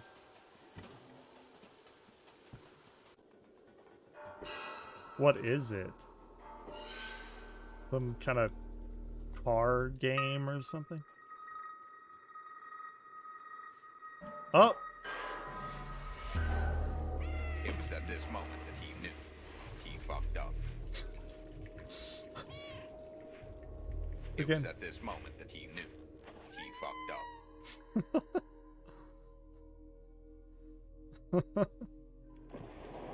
No! You fucked up! You fucked up! Aw. 1 second. I want to do something. Oh wait, there we go. Okay. I'll turn that up a little bit.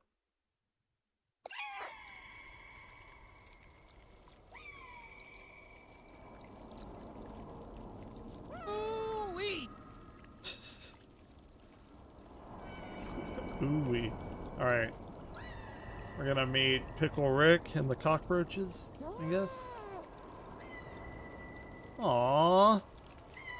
I don't want to play this game if animals are gonna get hurt. No!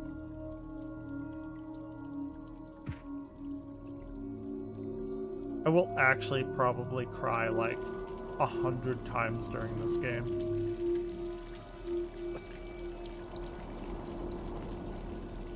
Take it easy.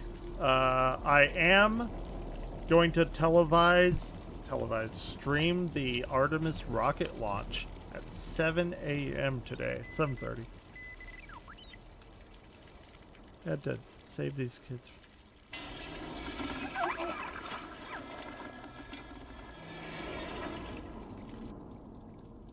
What the fuck are you talking about, Caladrius?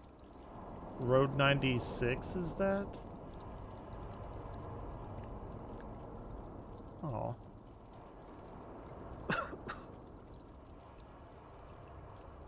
Okay.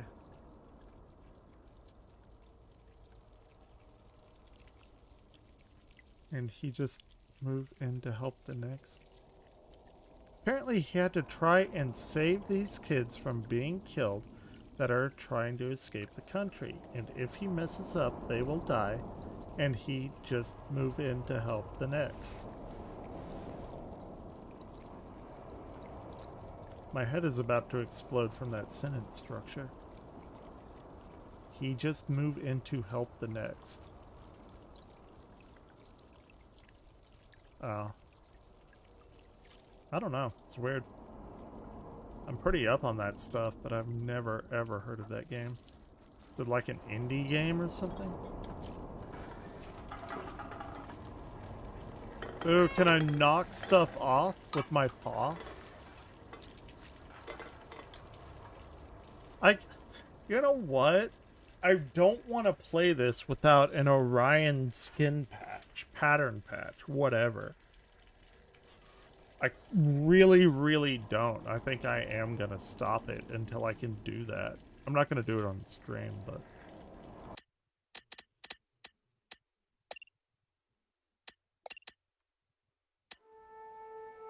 It's not like a popular game, but it... got a high rating. Oh. Cool. Yeah, I mean, badass. I'm all for it. Okay, we're gonna... What are we gonna do now? Oh, shit.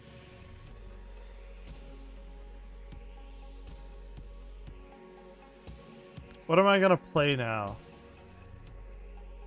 I downloaded something. I could do some more Cult of the Lamb. That game's fucking fun. Basically satanic Animal Crossing, which is amazing. Yeah, let's do Cult of the Lamb. I'm sure that would be something you would like, Caladrius.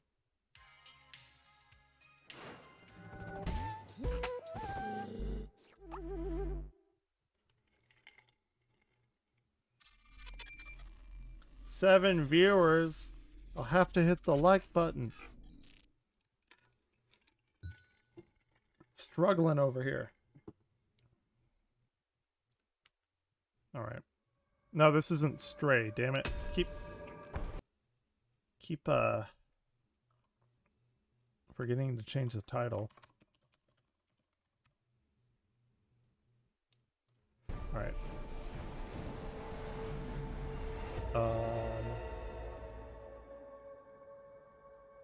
Why is my controller not working?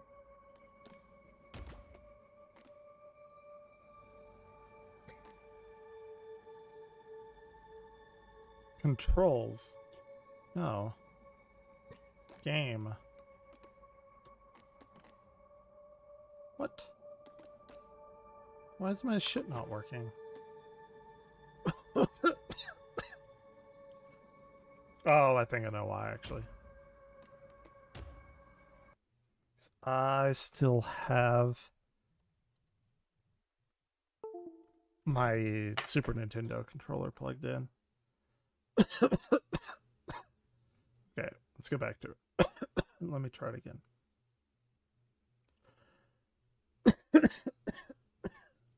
God! Stop the coughing! God damn!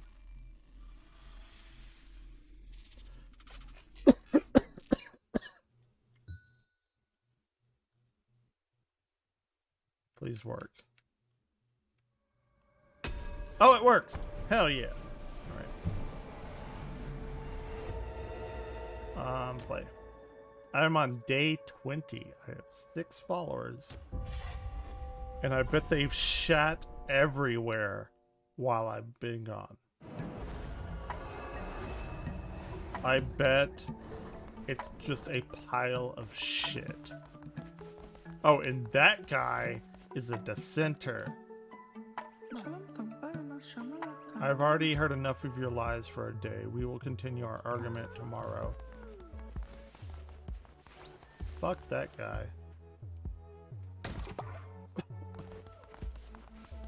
And I think I can build an outhouse so they don't shit everywhere. Even animals do it in the corner. Not these animals. They just fucking take a dump wherever they are.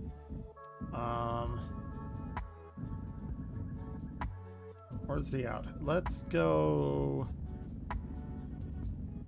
out here. You can you can join me in the pooping by the graves. Oh, I don't have that anymore. Damn. That's fine. Oh, look, they're all going to take a oh, they're going to build it, not take a shit. Okay. Can I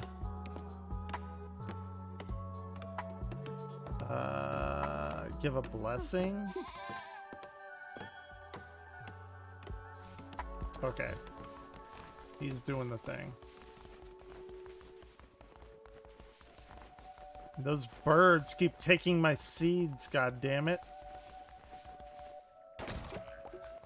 Okay. So what's everyone done today? What's everyone eaten? Wait, I'm trying to... There. Okay. I had cabbage and cornbread tonight. Actually, pretty good.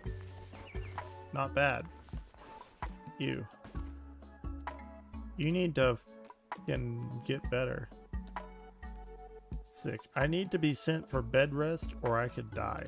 Well, it's kind of your fault. What about them? Need to be sent bed rest or I could die.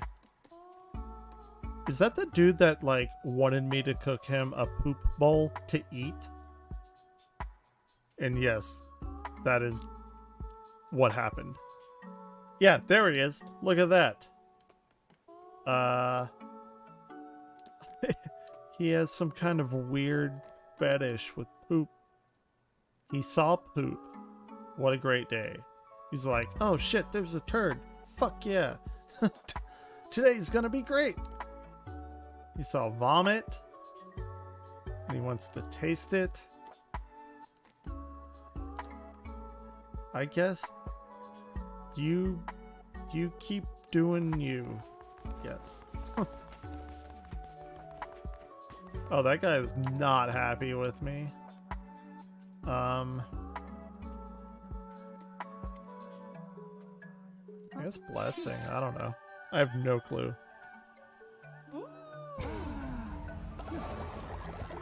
Okay. I guess he just like blew his devotion load all over me.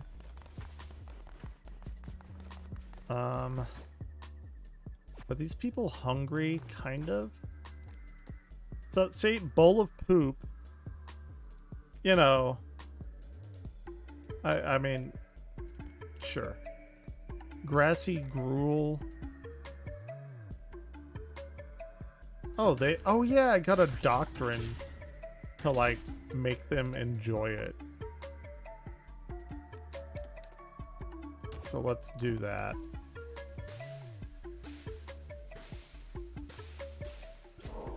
Wow.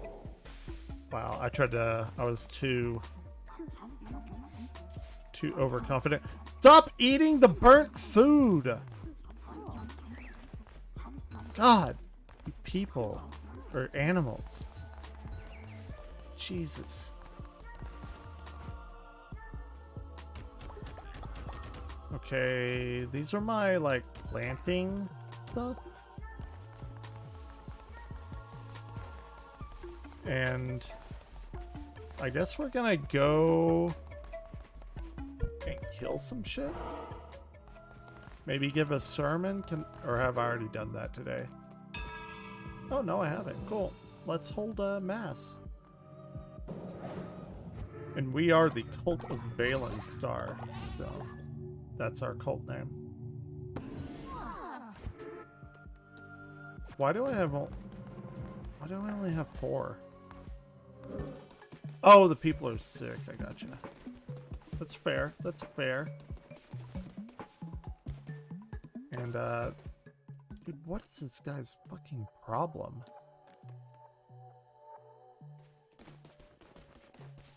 Whatever. I'm gonna go kill some shit. Okay, I did open here. I got royally fucked about that. And I can buy that guy and convert him. But I don't have enough money. Alright, we got a sword. Doing sword stuff.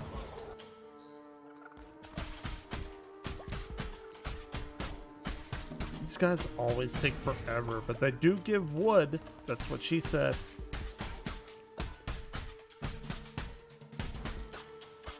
God damn it. Why is it so difficult?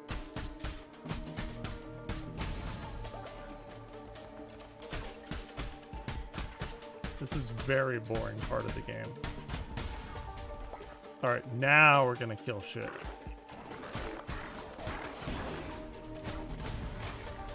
Okay. I don't know if I... Oh, shit. I do not know if I will get to the boss. At least on this run.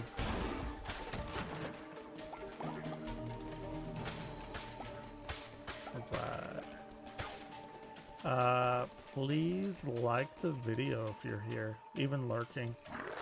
It will help me immensely. I have 39 subscribers after like 4 months. I am terrible at getting seen. Apparently.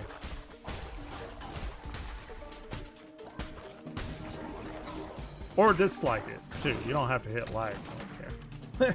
Hit anything.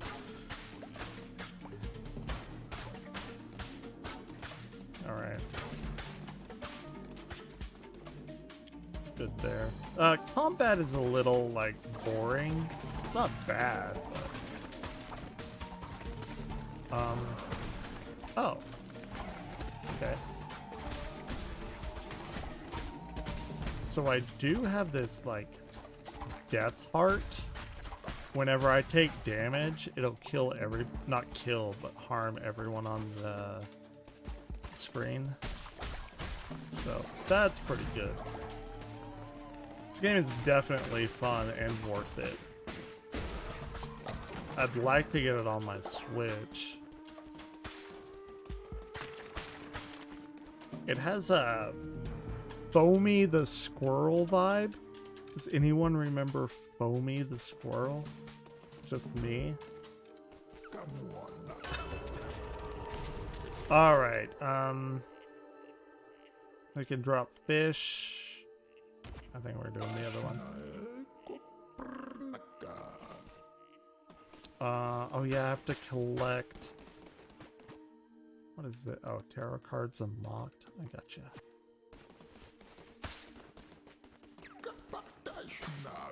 Oh, I don't have the Darkwood thing. That's the other one that that's like the first level.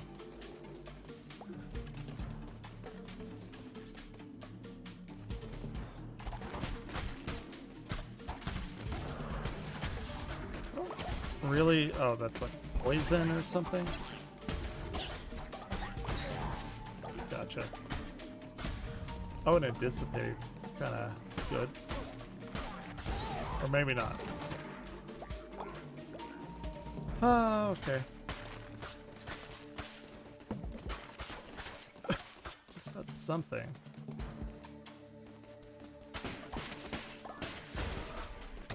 Cool. 1 second. Alright, never mind.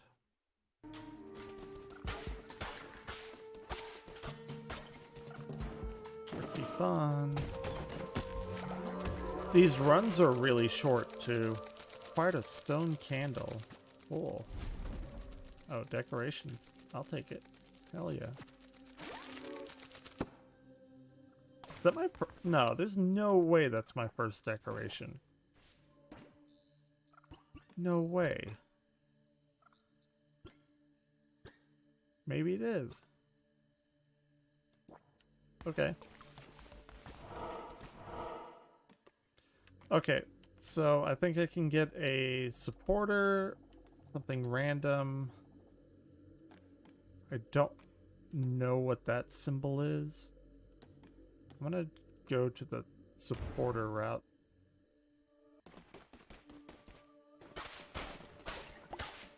Oh shit. Alright, they've like fun guide this dude. Looks like a giraffe, I guess.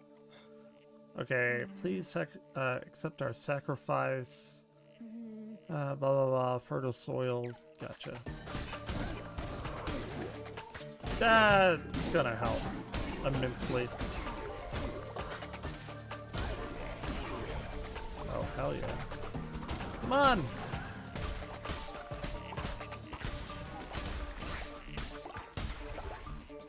You gonna join us in the pooping? Damn. Yeah! Get wrecked. Go into the puddle. Okay. Shit.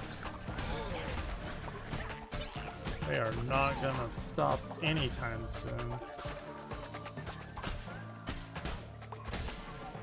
Oh, okay. Look at him.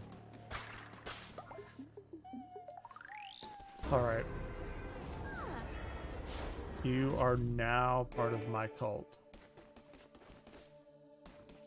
I haven't been to Spore Grotto. Huh. That's fair.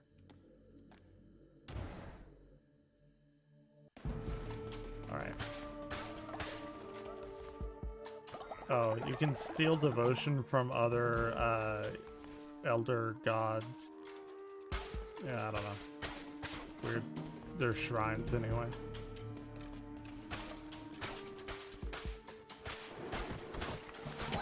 I don't necessarily enjoy this art style. It reminds me of like a really good Flash game. Which, I guess if you like that kind of style, this is really good. But I don't know. It's sad that they discontinued Flash. Like, like Adobe Flash. Oh shit. That's fucking me up.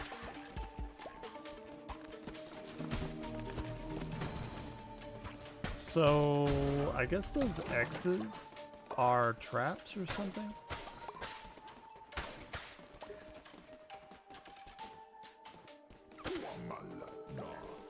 Oh, we have another tarot card reading. Okay.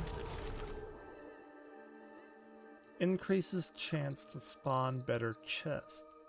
Or double the health when healing. I don't heal that often, though. I'm gonna go the chest route.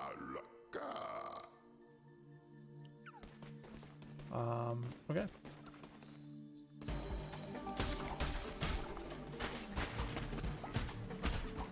Let's do it. Alright,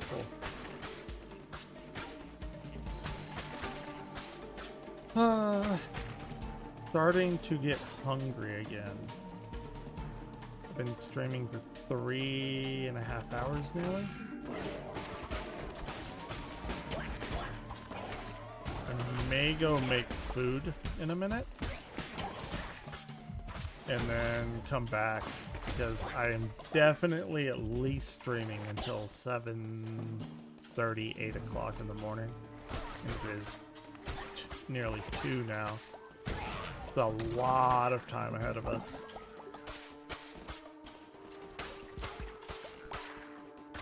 Alright.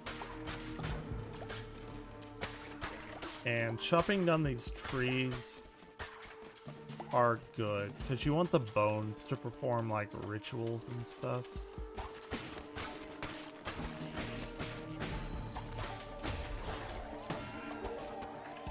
Oh man. Oh shit. I'm going to die. Wow.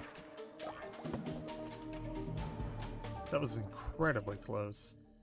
Can I like eat or heal myself somehow?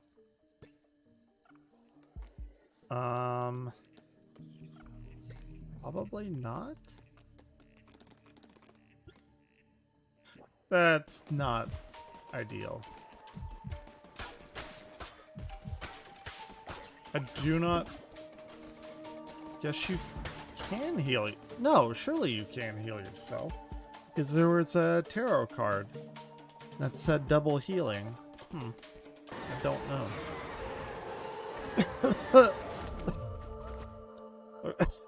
Okay, very slow. Lots of damage. Hounds of Fate. Let's do that one.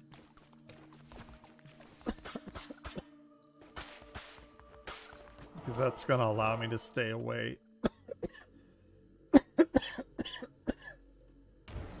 Yeah. If that could not happen, that'd be great.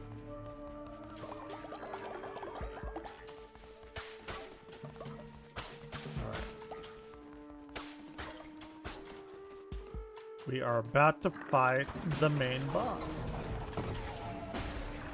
Okay, that is... Oh, no, no, no, no, no, no! Holy shit! Everywhere! In my raccoon wounds. Oh, shit. Okay, okay, okay, okay, okay. Very nice. Okay. So we have melee here. 3 damage, half speed. That gives us poisoning. Oh, both of them do. I think I'm gonna go for the speed. Yeah. Because I only have 1 life. If I'm gonna hit anything, I want to get in and get out as quickly as possible.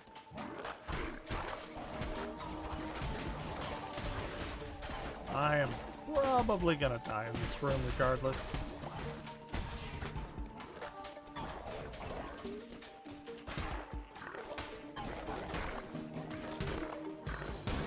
Okay, I got him. Wow. I thought I was going to die.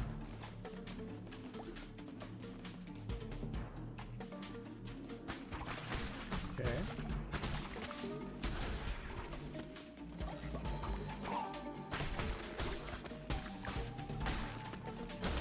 They don't, like, really do anything. They're just trying to, like, jump on you. Oh, well. Okay, I'm gonna go down.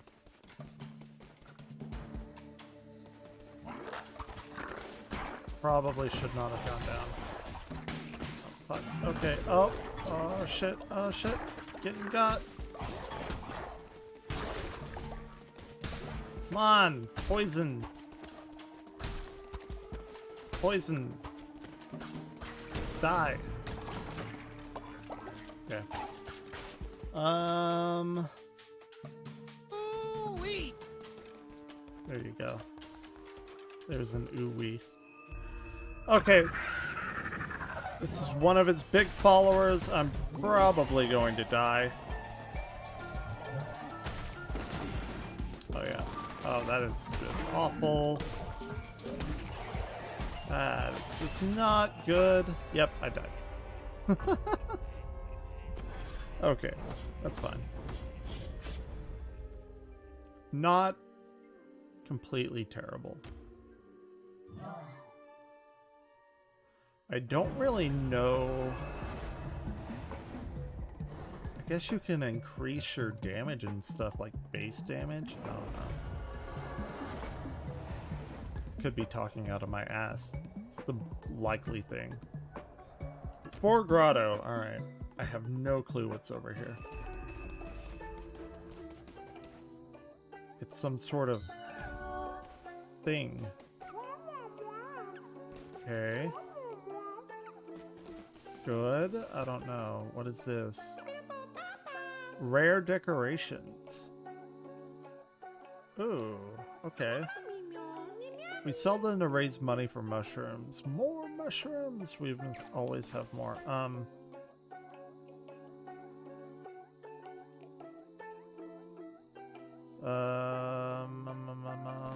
don't think I want to do that.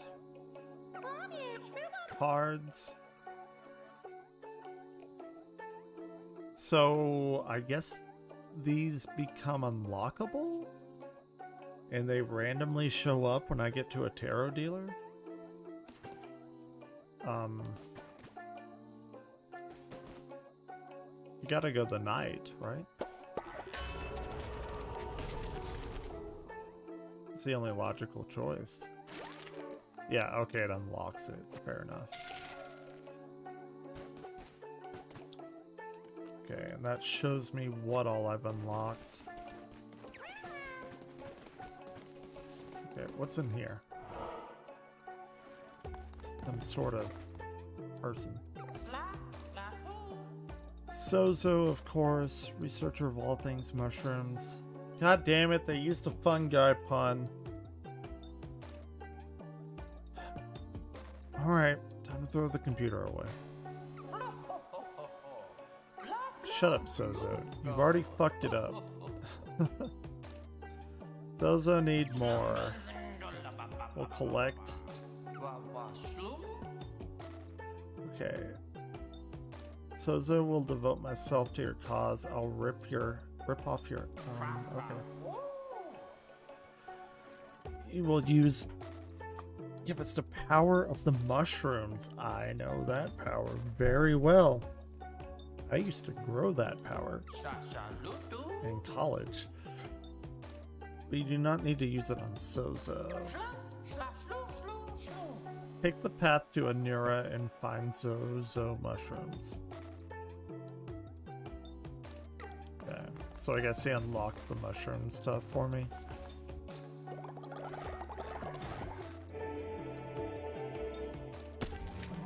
What the fuck? Oh. Okay. What did that cost? Money? Man, I did not want to do that. Okay.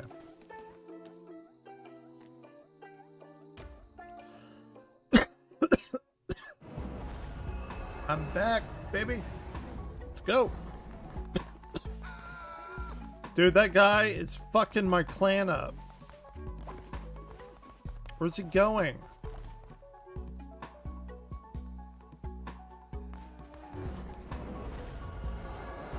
He just like ran away? Fuck that guy. Let's go. Fuck it all, fuck it all. Don't give a shit anymore. Fuck it all, fuck it all. Flip the table, screw you all. Whoever comes in is like, what the fuck is that? Spare him. Alright. What's your name? Sparkles?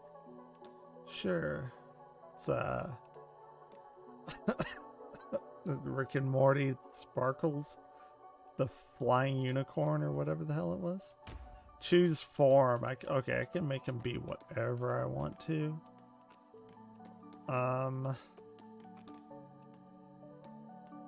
bee? Oh, Cthulhu? Ooh. Excuse me. No, you're gonna be something else. A cat. Have fun. You're gonna do a bunch of cat stuff. A gray cat. Alright, that's fine. Okay. Now, I don't know who's doing what.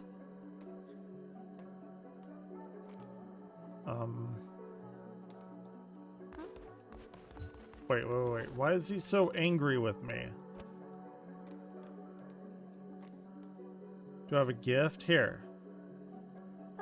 There. There's you a gift. And then let's give him a blessing. Why is he so angry? Okay, everybody's asleep. I could do a sermon, but they really do not like that while they're asleep.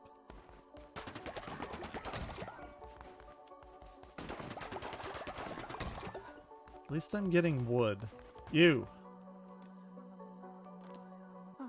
Congratulations. Okay. Now, what is this? Oh, I can get more resources. That's right. What do I need to build? Oh, we gotta take our devotion.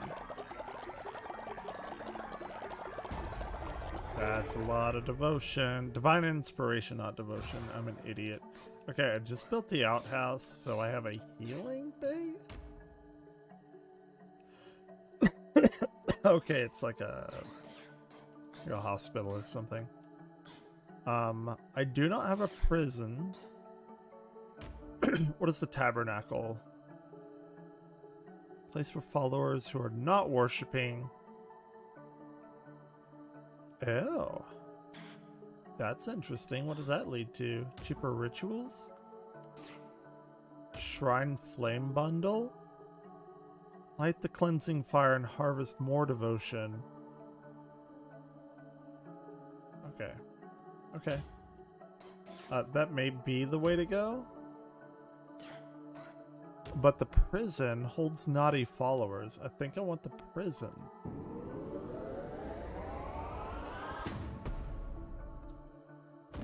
Because fuck those guys. Okay. I think that's okay. What about building? What can I build? Oh, I have no money. Fair enough. Okay, we can do some candles? Should we, like, candle the outhouse? And maybe, like, the sleeping quarters? Come on. God damn it.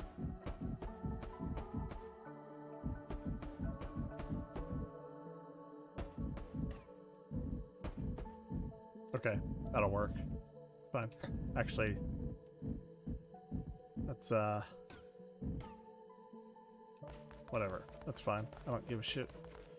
Why did it turn black? Okay, I can gather my shit.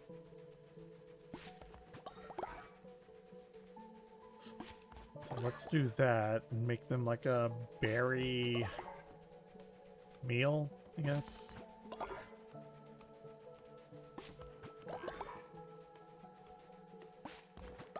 Again, riveting gameplay.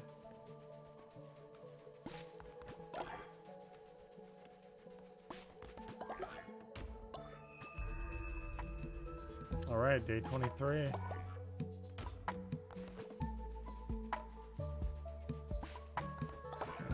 What did I plant there? Huh. Okay.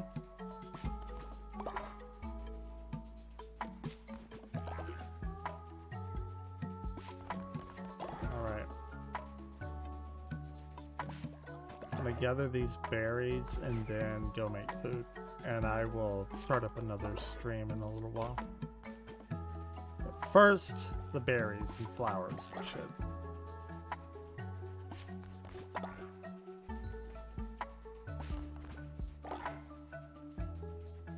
Oh, is that a... Oh, it doesn't add to the follower quest with the Camillas that I gathered here. Oh well.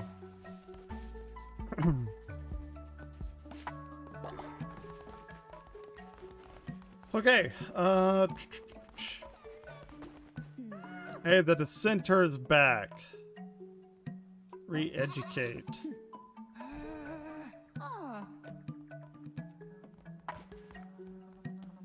That guy can go suck a dick.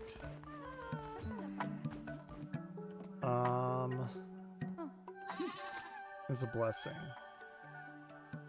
I do not think they're happy with me because of that dissenter. And in turn, I am not happy with them.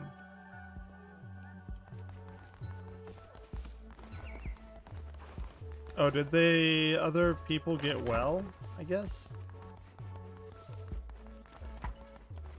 Okay, I need stockade. Wait, what is edit building? I don't know what that is. Okay, have fun.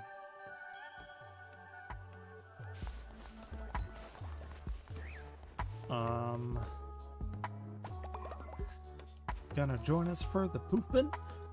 Alright.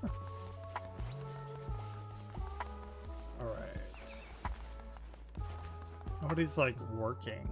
How do I tell like what followers or what? Do I have to like manually figure that out? Work. I guess. Farm? Ooh. Ooh. Bless him.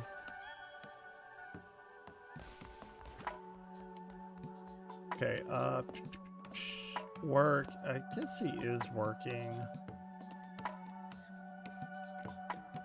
Oh, I have a gift. Cool. Okay, I will give this person a gift. No, I won't. Will I? Yeah, no. I don't know. Okay, cool.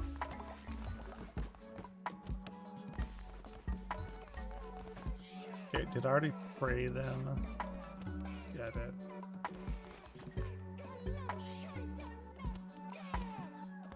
What is that noise? Oh, you shut up.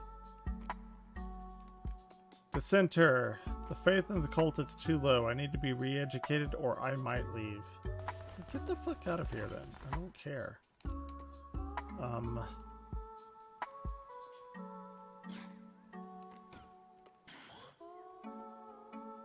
Yeah, I want coins.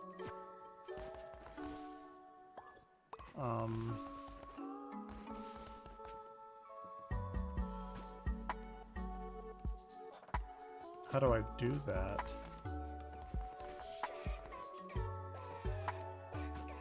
Consecrate resources.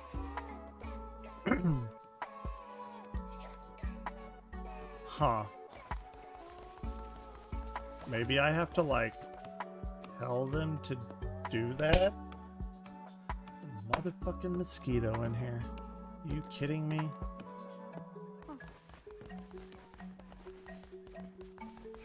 So fucking annoying.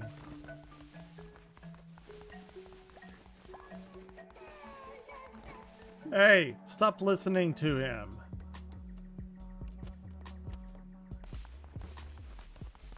Oh, I can hold the sermon too. Let's do that. Well, I got 6 people now anyway. That's good, I think. Okay. Increase the starting okay, this is how you get good. But I've already got that, right? Yeah, I already have that. I really don't care about the curses.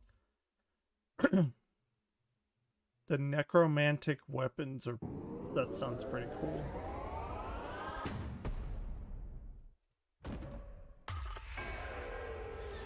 Okay, now I have access to other shit too.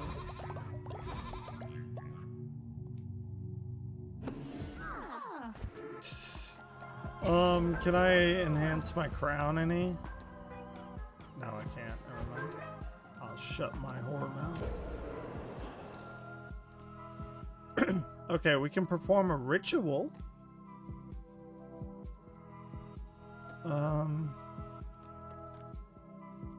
Feasting ritual? Hell yeah, let's go. Stuff your fat fucking faces.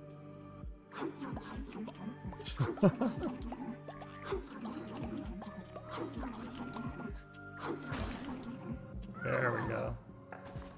Everybody's happy. And a doctrine. Oh, those are the ones that I've unlocked. Okay.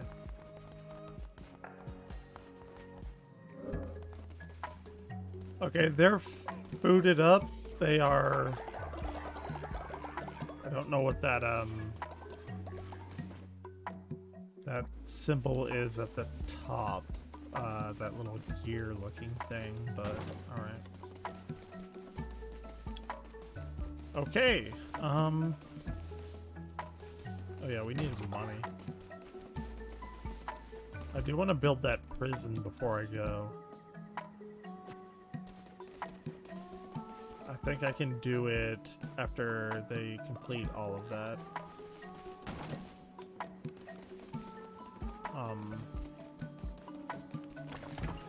One of them needs to go work chopping trees or something.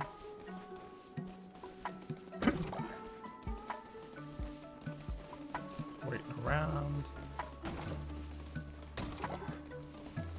2 more.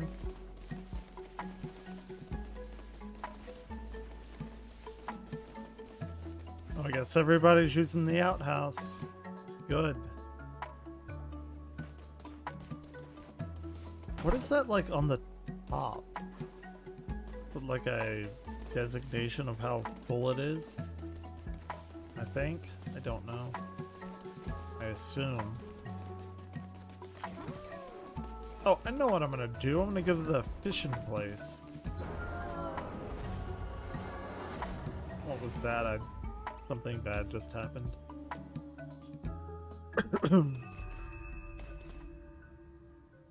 I think I lost.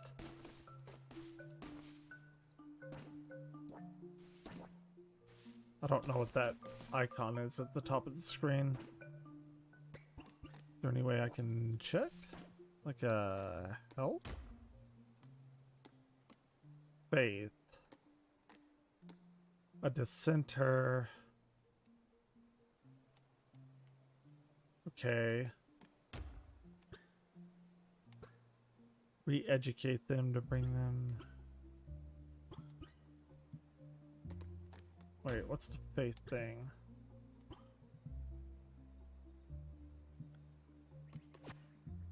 Okay, I don't know what that is at the top. Maybe it's that I have one descent or something.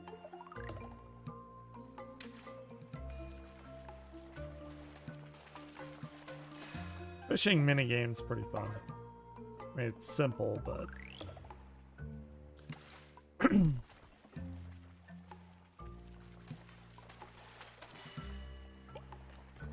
it's effective. I will say that.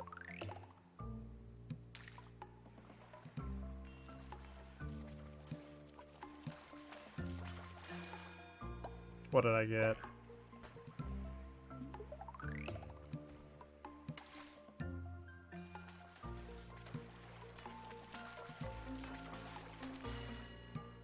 Did I get him? Okay, I got an octopus. Okay, fantastic.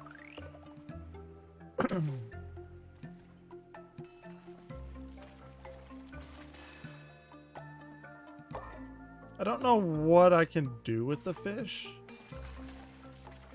I guess make meals, obviously.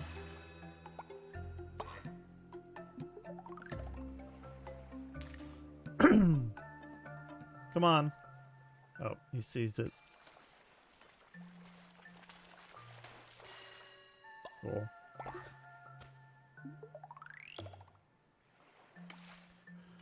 Throw that bitch way out there.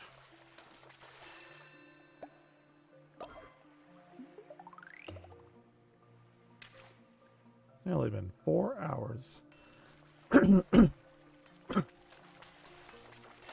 I don't know. God. I don't know how people can get a following with streaming like 1 or 2 hours a day. I have no fucking following and I stream like 6 to 8 hours. It's crazy. I just lack, I don't know, skill or something.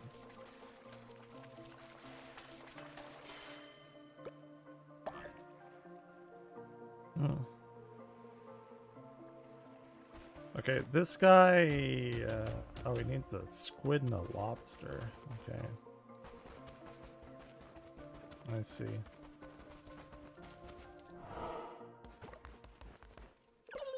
Okay.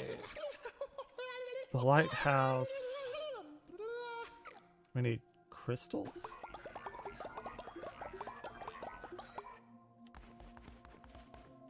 I will take that. Okay. I'm going to save and quit. And I'm gonna fix something. And I'll be back. I don't know when. But it'll be not too long from now. So, okay. Thank you for watching VOD stuff. If you're watching the VOD, like, comment, subscribe. Oh, I hate saying that. But you have to. You have to. So, I will be back later. Thank you for watching.